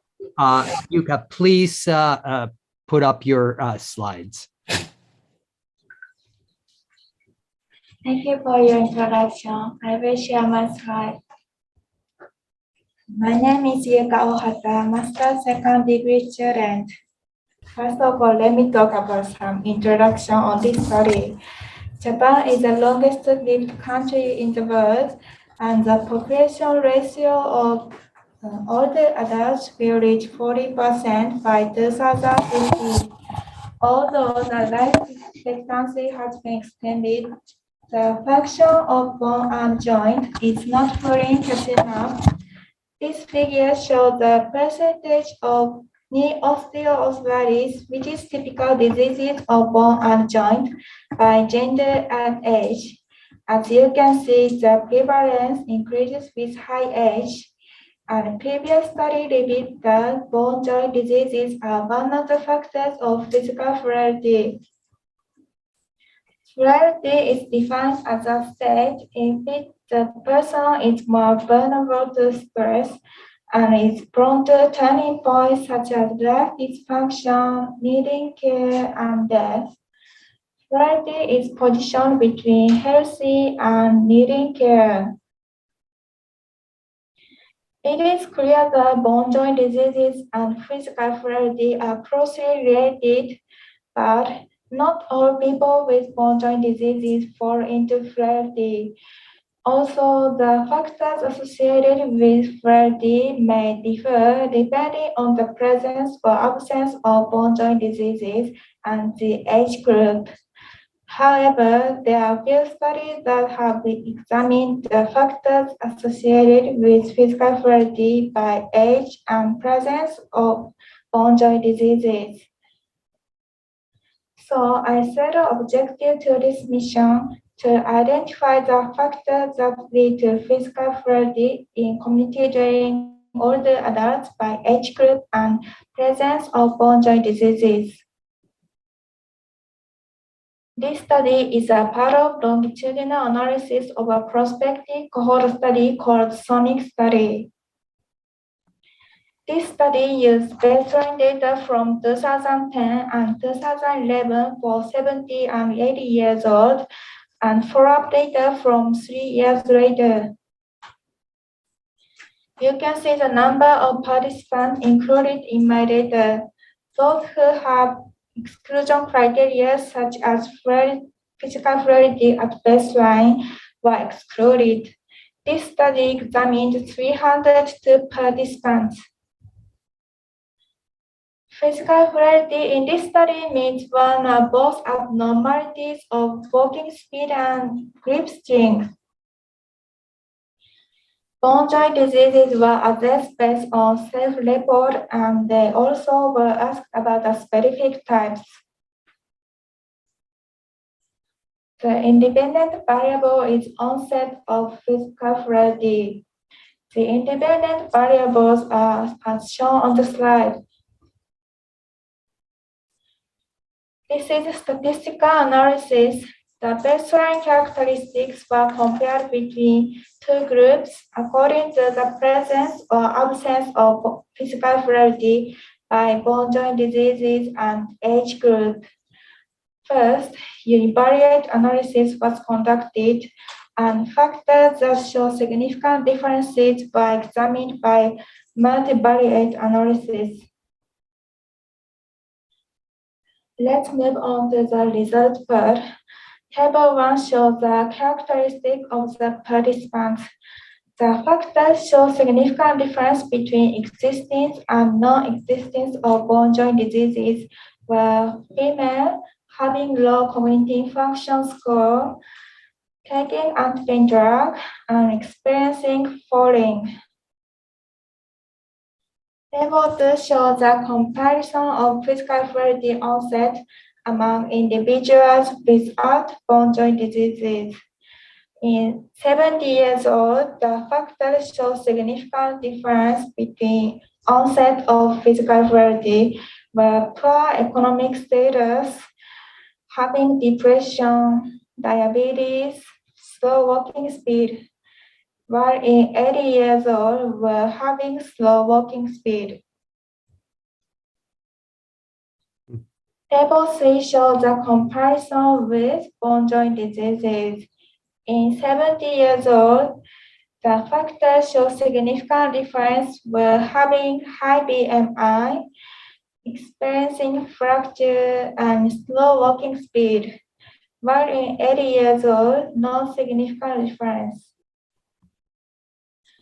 Next, a logistic regression analysis was conducted with the factors that show significant difference without bone joint diseases. As you can see, economic status, depression, diabetes, walking speed were independently associated with physical frailty in 70 years old, while walking speed was associated with 80 years old. With bone joint disease in 70 years old, BMI, fracture, and walking speed were independently associated with physical frailty. This is the discussion part. Depression was associated with physical frailty without bone joint diseases. Also, previous study revealed that depression and physical frailty are interrelated. It is so that mental health is affected with fidelity, and at the same time, those with physical frailty should be careful not to fall into depression. Walking speed was associated in both 70 and 80 years old. This result suggests that walking speed is more strongly associated with the onset of future frailty than grip strength regardless of age. High BMI was associated with physical frailty with bone joint diseases.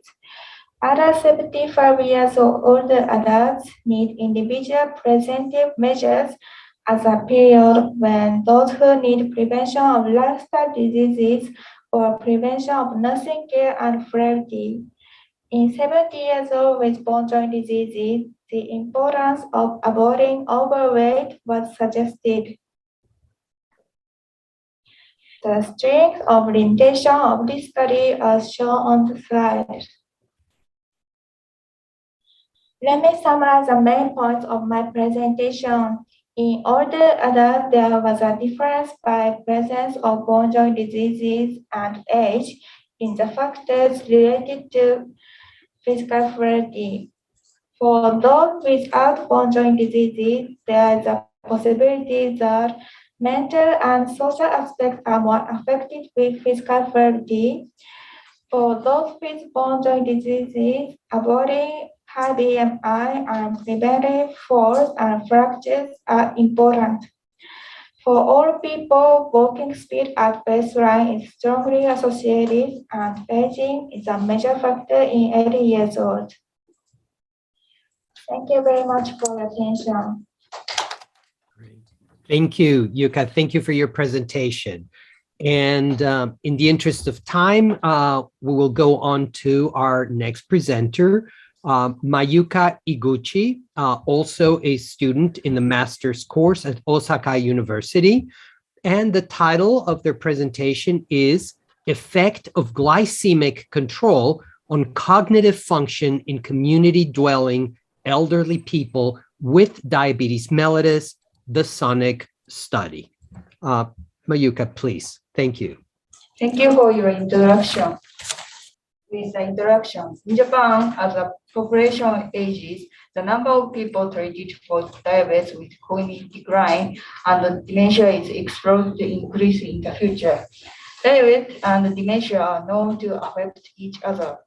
And among older patients with type 2 diabetes, a history of several hypoglycemic episodes is associated with a greater risk of dementia. In this study, we aim to classify the relationship between glycemic control status and cognitive decline in older people with diabetes. This study is a part of a prospective cohort study called SONIC study. I am using the data for 2010 to 2012. Variables are on this slide. The patient with diabetes are those whose glucose is over 200 or hemoglobin A1C is over 6.5% or using diabetes medication. And I use glycemic control in the order divided into 3 groups. Reflection, the use of medication with risk of hypoglycemia, and Mokage score. Poor control due to glycemic control over the treat level, good control, and poor control below the lower limit of glycemic control. The MOCA is a 30-point scale, and the lower the score, the lower cognitive function. This is statistical analysis. We looked at the relationship between glycemic control goals and cognitive decline in the order in their 70s and 80s. We use logistic decision analysis with cognitive decline as the department variables. Logistic regression analysis couldn't be performed for the 90s because of the small number of people covered. This is a result session. First, we look at the subject by age. In the result on this slide, hemoglobin A1C level, diabetes, hyperlipidemia, hypertension, and heart disease, 9 years or less of education. Those with 2 or more generations living with them were significantly higher in older age group, and the BMI and the Mokage mean score were significantly lower in older age group. Next, we look at the relationship between cognitive decline and the glycemic control in older people with diabetes in their 70s. In the 70s, there was no significant association between cognitive decline and the glycemic control in the order for all models. Next is 18th. As in the case of those in their 70s, we use logistic regression analysis to adjust the dependent variables for those percentage of absence of cognitive decline.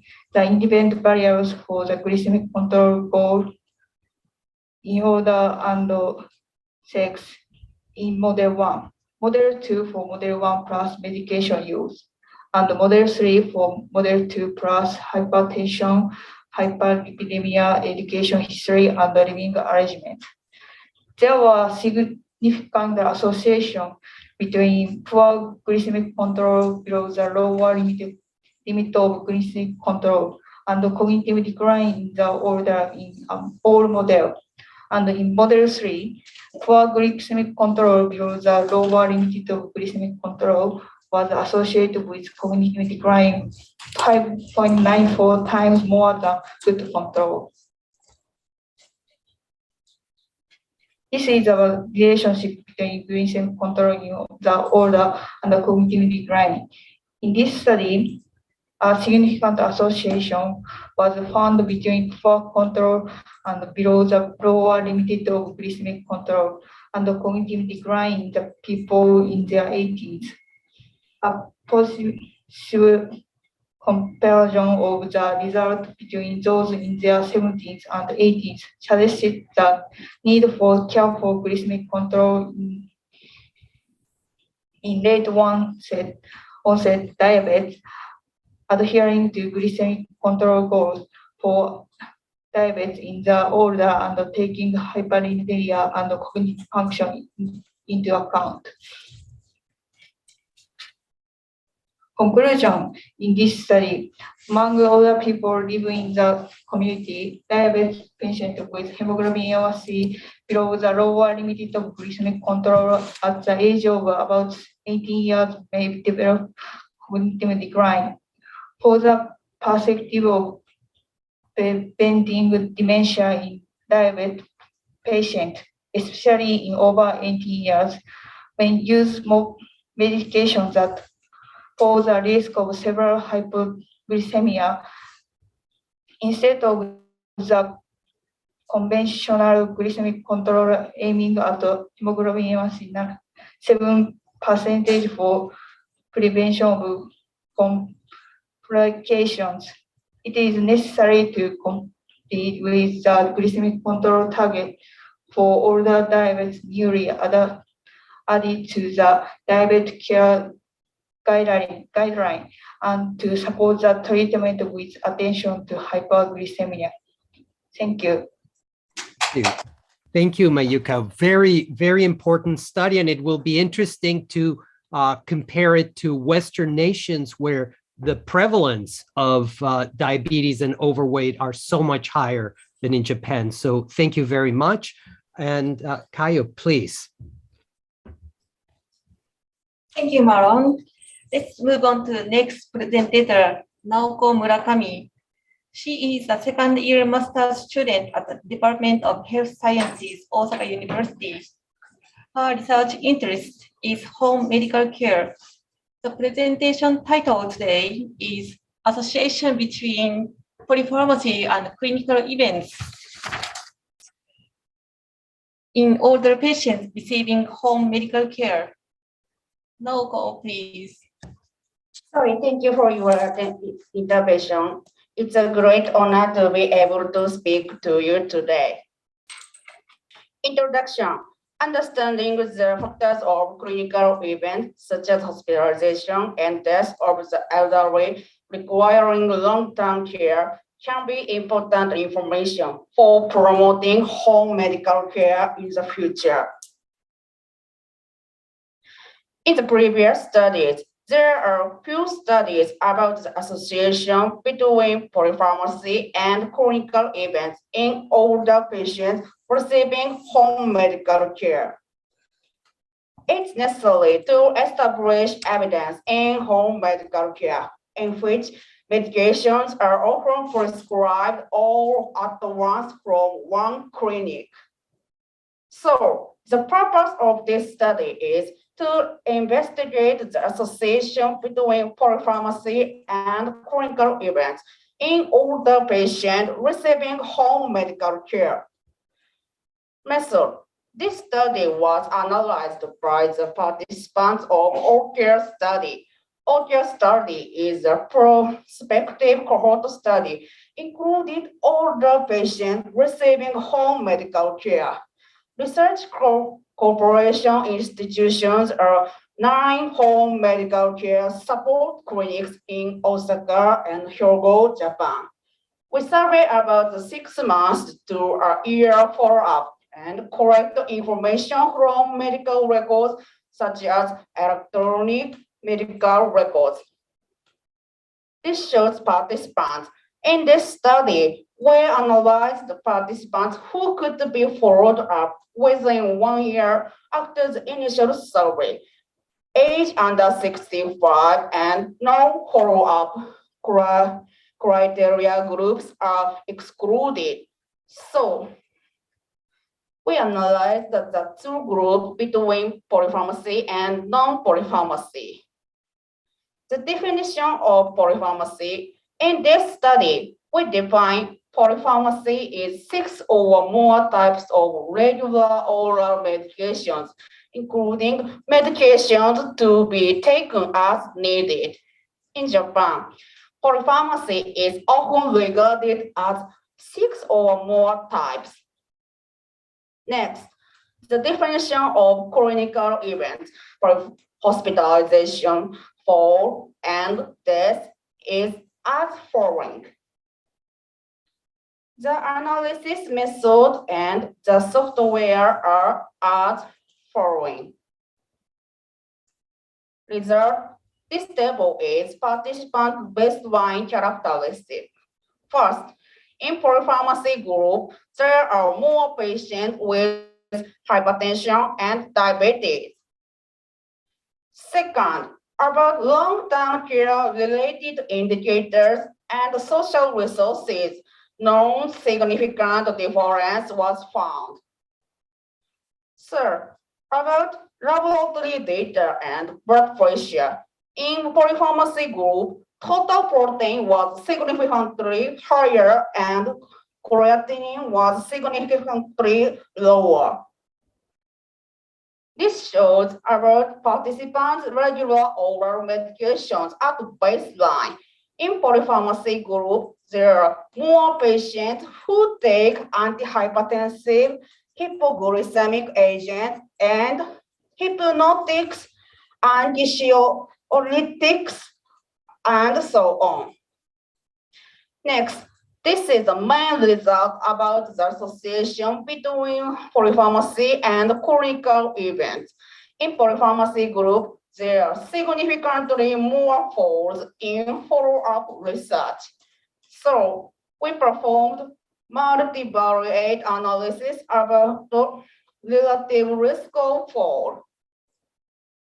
About relative risk of fall, polypharmacy is shown to increase the risk of fall. Discussion about relative risk of fall. In the previous study, the association between these elements and falls was shown.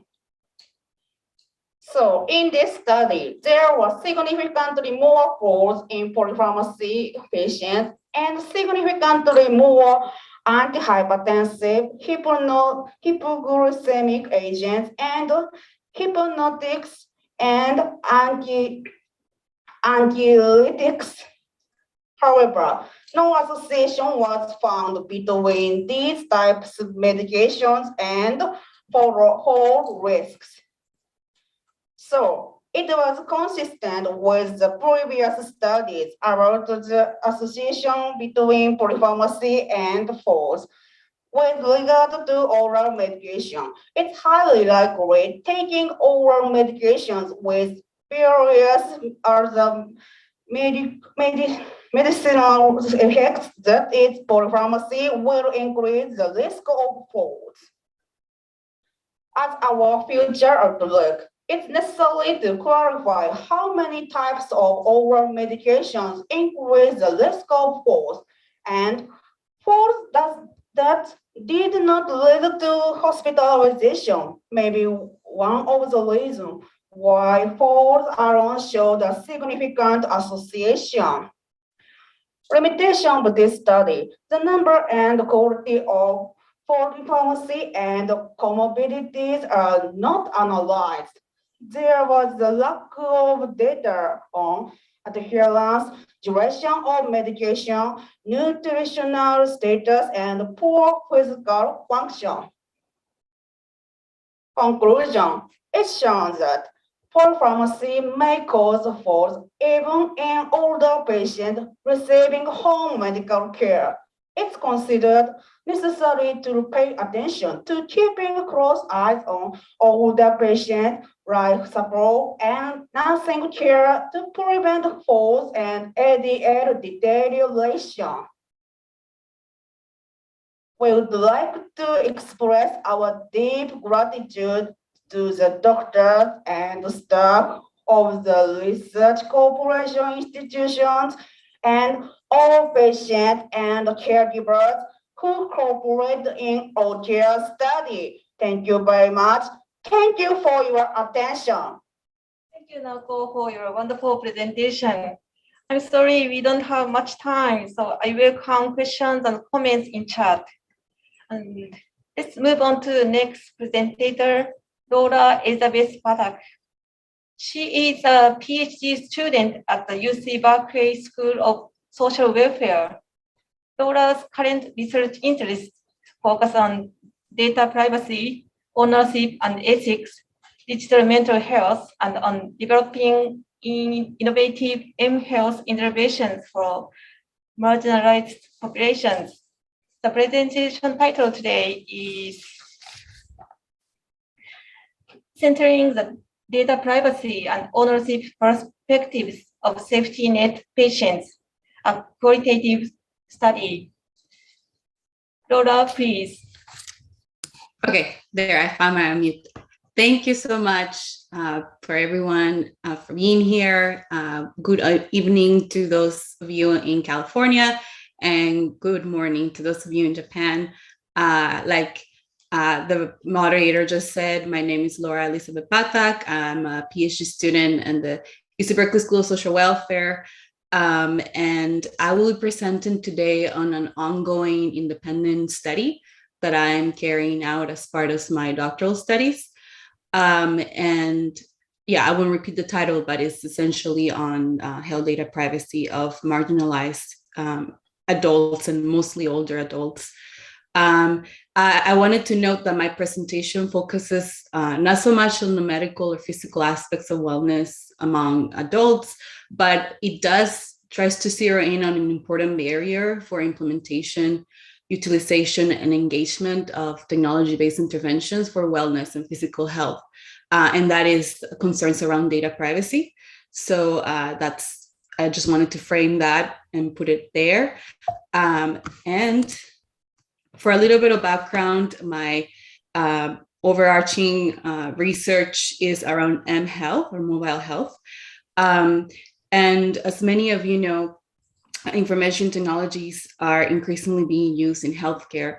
This includes mobile health or mHealth apps.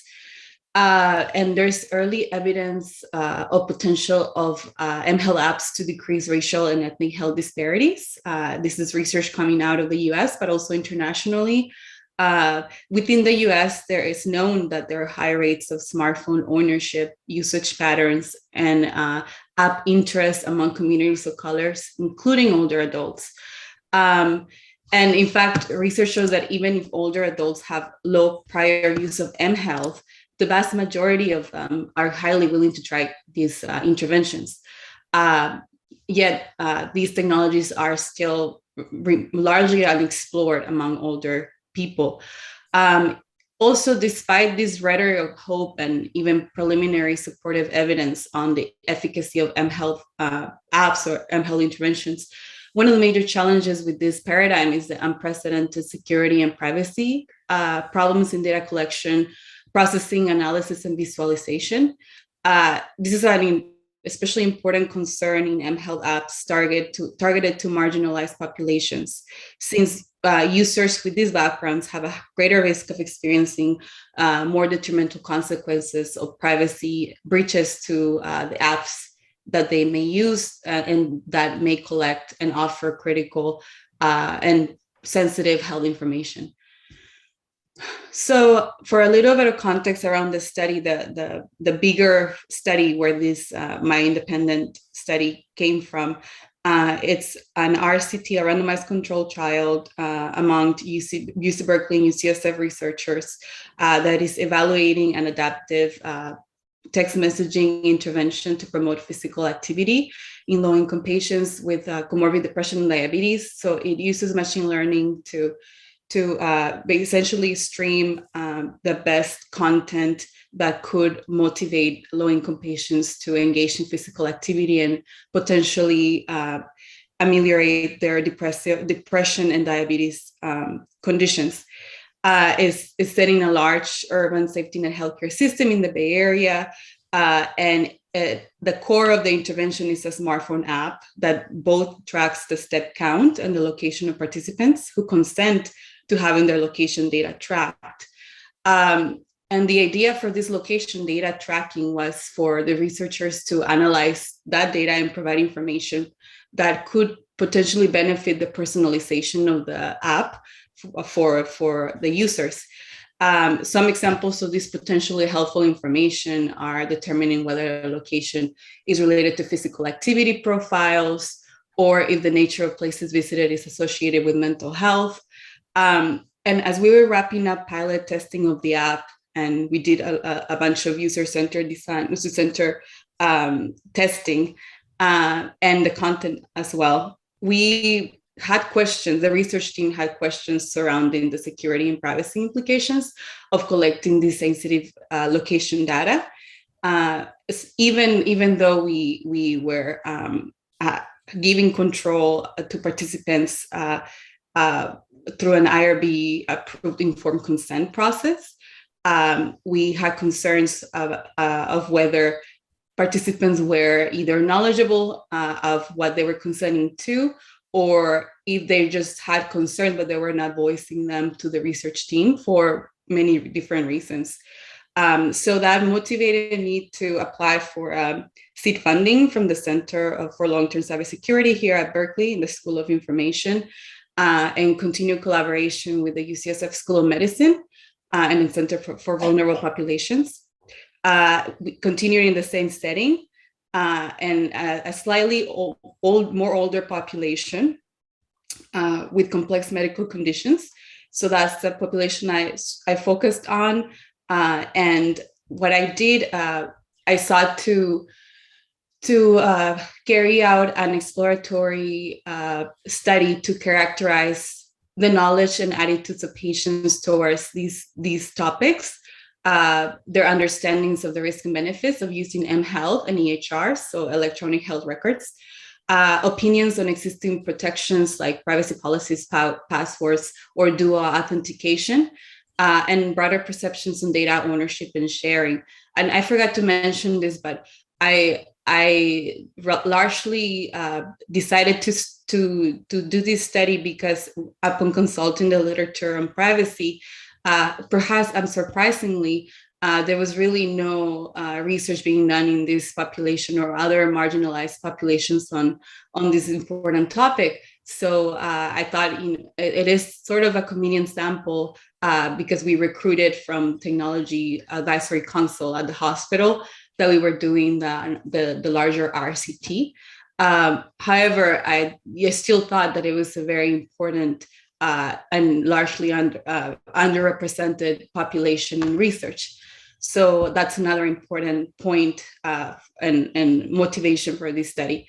The methods were individual, semi-structured phone or some Zoom interviews. Originally, I had intended to do in person, but because of COVID, we had to switch to online, and surprisingly, they went quite well, especially the Zoom interviews. And participants, the biggest requirement I had was that participants must have used or were using at least an app, a health-based app. And then we carried out thematic coding of interview data guided by constructivist grounded theory, since it was an exploratory study, or it is an exploratory study, and we identified some themes. So the results that I'm going to present are all preliminary. We're still wrapping up analysis, and we're going to begin drafting a manuscript soon. So just that's just a word of a caveat here. It's all preliminary. But in terms of demographics, a slightly older population, like I mentioned, a mean of 56 years. And we had a handful of folks who were 65 plus, an N of 20. Out of those, 25 were Spanish speakers, and the rest were English speakers, and a pretty almost even proportion of male and females. And ethnicity, a very diverse sample, a large representation of Hispanics and African Americans, and a large representation of immigrants as well, with almost 2/3 of the sample being not born in the US. Excuse me, sorry, the other way. Almost 1/3 not being born in the US. And in terms of education, we see about 1/3 with less than high school education. And in terms of employment status, a large proportion of them on disability, which is not surprising given the safety net population. The preliminary results that I want to present today are focused on antecedents of privacy concerns. And I had a broader picture on the theory behind this framing, but I'm going to skip that for purposes of timing. But basically, antecedents are factors that influence potentially privacy concerns. One of the main themes that we found was that privacy concerns are very contextual. So in that regard, location tracking was a major concern for some patients, but not for others. And some of the antecedents that shape privacy and security risk concerns were, as confirmed in the literature with other populations, previous security experiences like identity theft are huge antecedents of creating privacy concerns. But more unique to this population and not well documented in the literature is the factor of trust in the medical community, as well as digital literacy. However, not just in the data that we're analyzing, it seems like it's not just digital literacy in the technical sense, but there's the role of historical and cultural memory in shaping these concerns. And yeah, I want to say more about that, but I'm running out of time. However, these two themes of trust and digital literacy, not just in the technical knowledge, are the main takeaways of the data thus far. And I have some quotes to share. I'm going to do maybe just a couple and wrap up. So to illustrate this main result or overarching result of how privacy concerns are very contextual, one of the participants said, privacy is that which is yours and no one should snoop into without your permission. So when I give you permission for something, I'm not giving you a card badge. I'm giving you a very specific permission to access specific things. It's not for you to use this for marketing. It's not for you to use it for personal corporate gains or anything else. So referring of, the potential use of mHealth apps for third parties or for other purposes besides health promotion or self-management. And yeah, I have other ones to share, but I think I'm out of time. But those were the main findings. Discussion of implications. Marginalized communities like this one do have strong opinions about data privacy as it pertains to their health information, unlike some of the assumptions that are out there that people don't care or they don't know enough. Actually, it seems like, at least for this population, there are very real valid concerns. And then centering and responding to their opinions and needs for improved data privacy and security practices can contribute to the integration of mHealth and other technologies in clinical settings. And lastly, it's important to add more nuance on the environmental mechanisms that to mainstream privacy theories, which tend to focus more on cognitive decision-making processes. And I would like to acknowledge the CLTC at UC Berkeley, my research team at UCSF, Dr. Courtney Lyles, and Elaine Kuhn, as well as Michelle Nguyen. Both the three of them have been instrumental for this research, as well as the research assistant at Berkeley, Vivian Yip, and an analyst at UCSF, Jose Miramontes.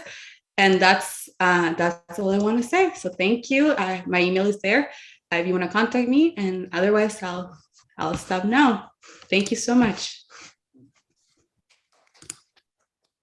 Thank you very much for your great presentation.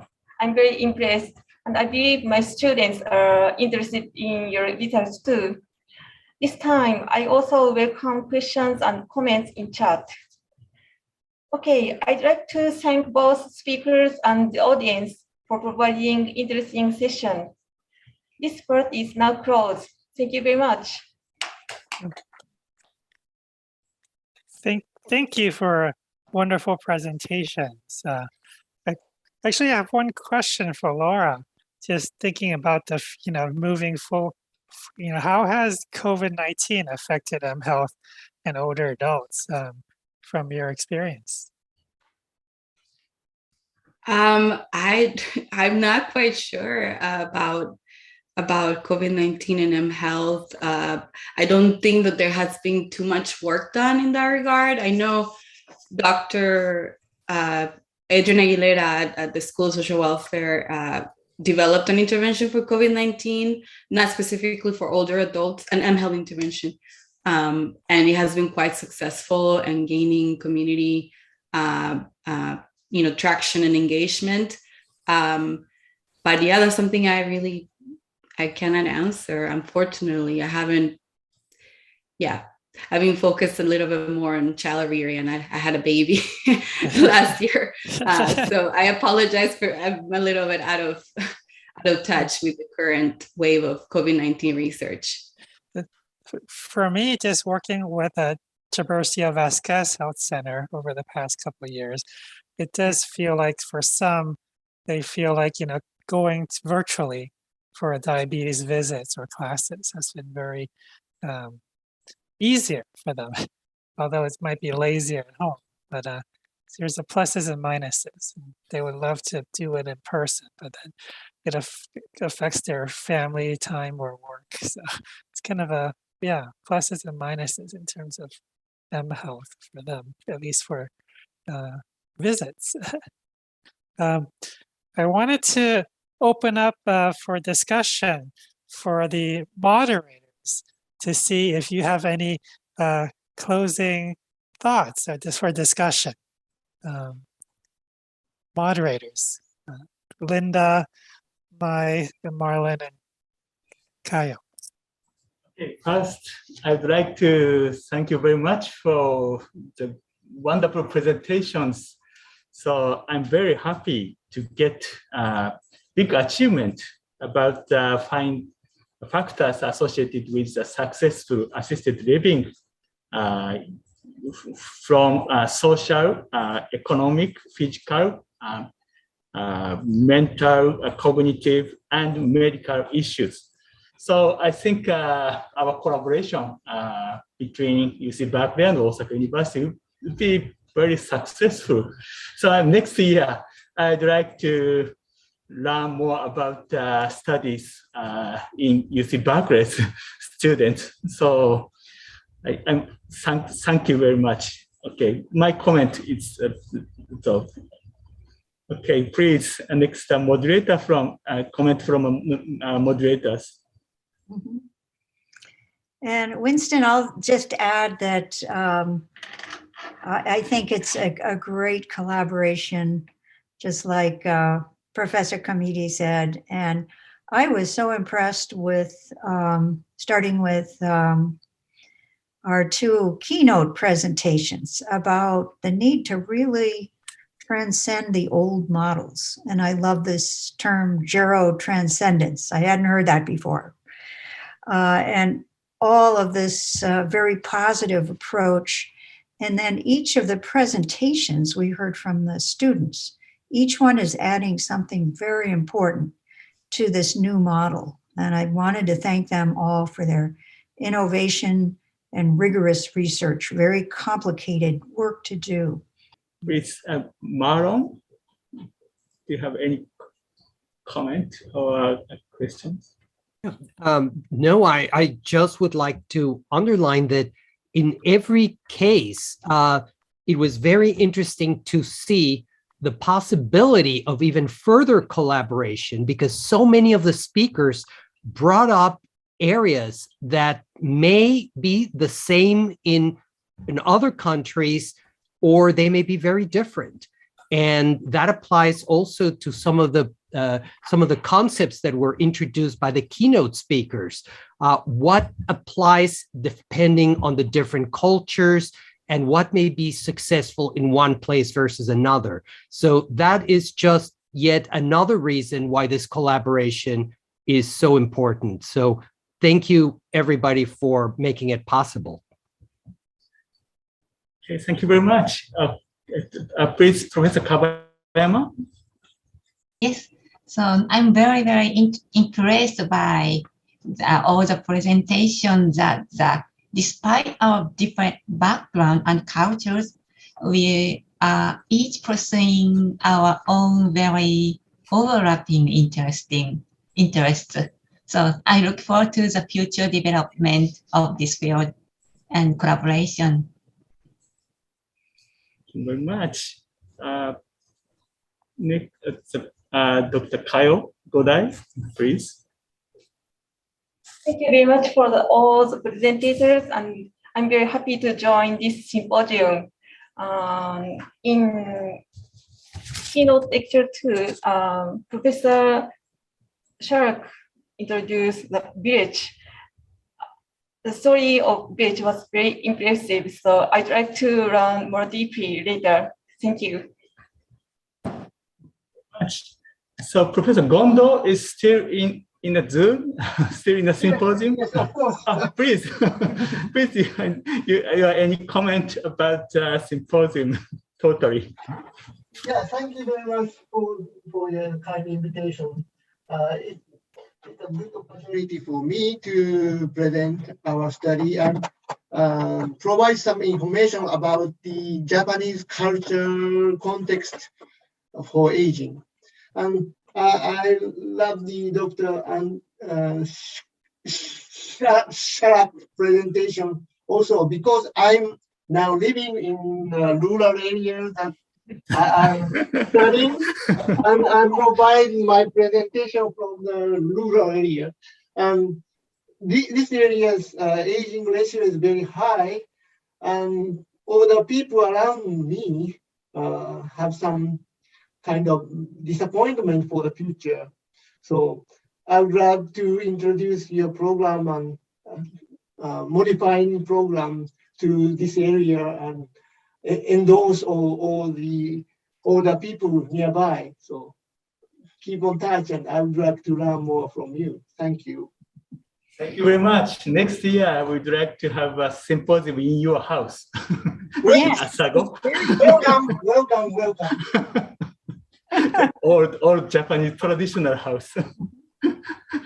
Okay, Professor Andrew Sharrock, please have your comment about the symposium. Well, thank you, Professor Kamide, and thank you, Professor Gando, and thank you to my colleagues, Dr. Sang and Newhouser, Mouse, and Professor Godai, Kabayama.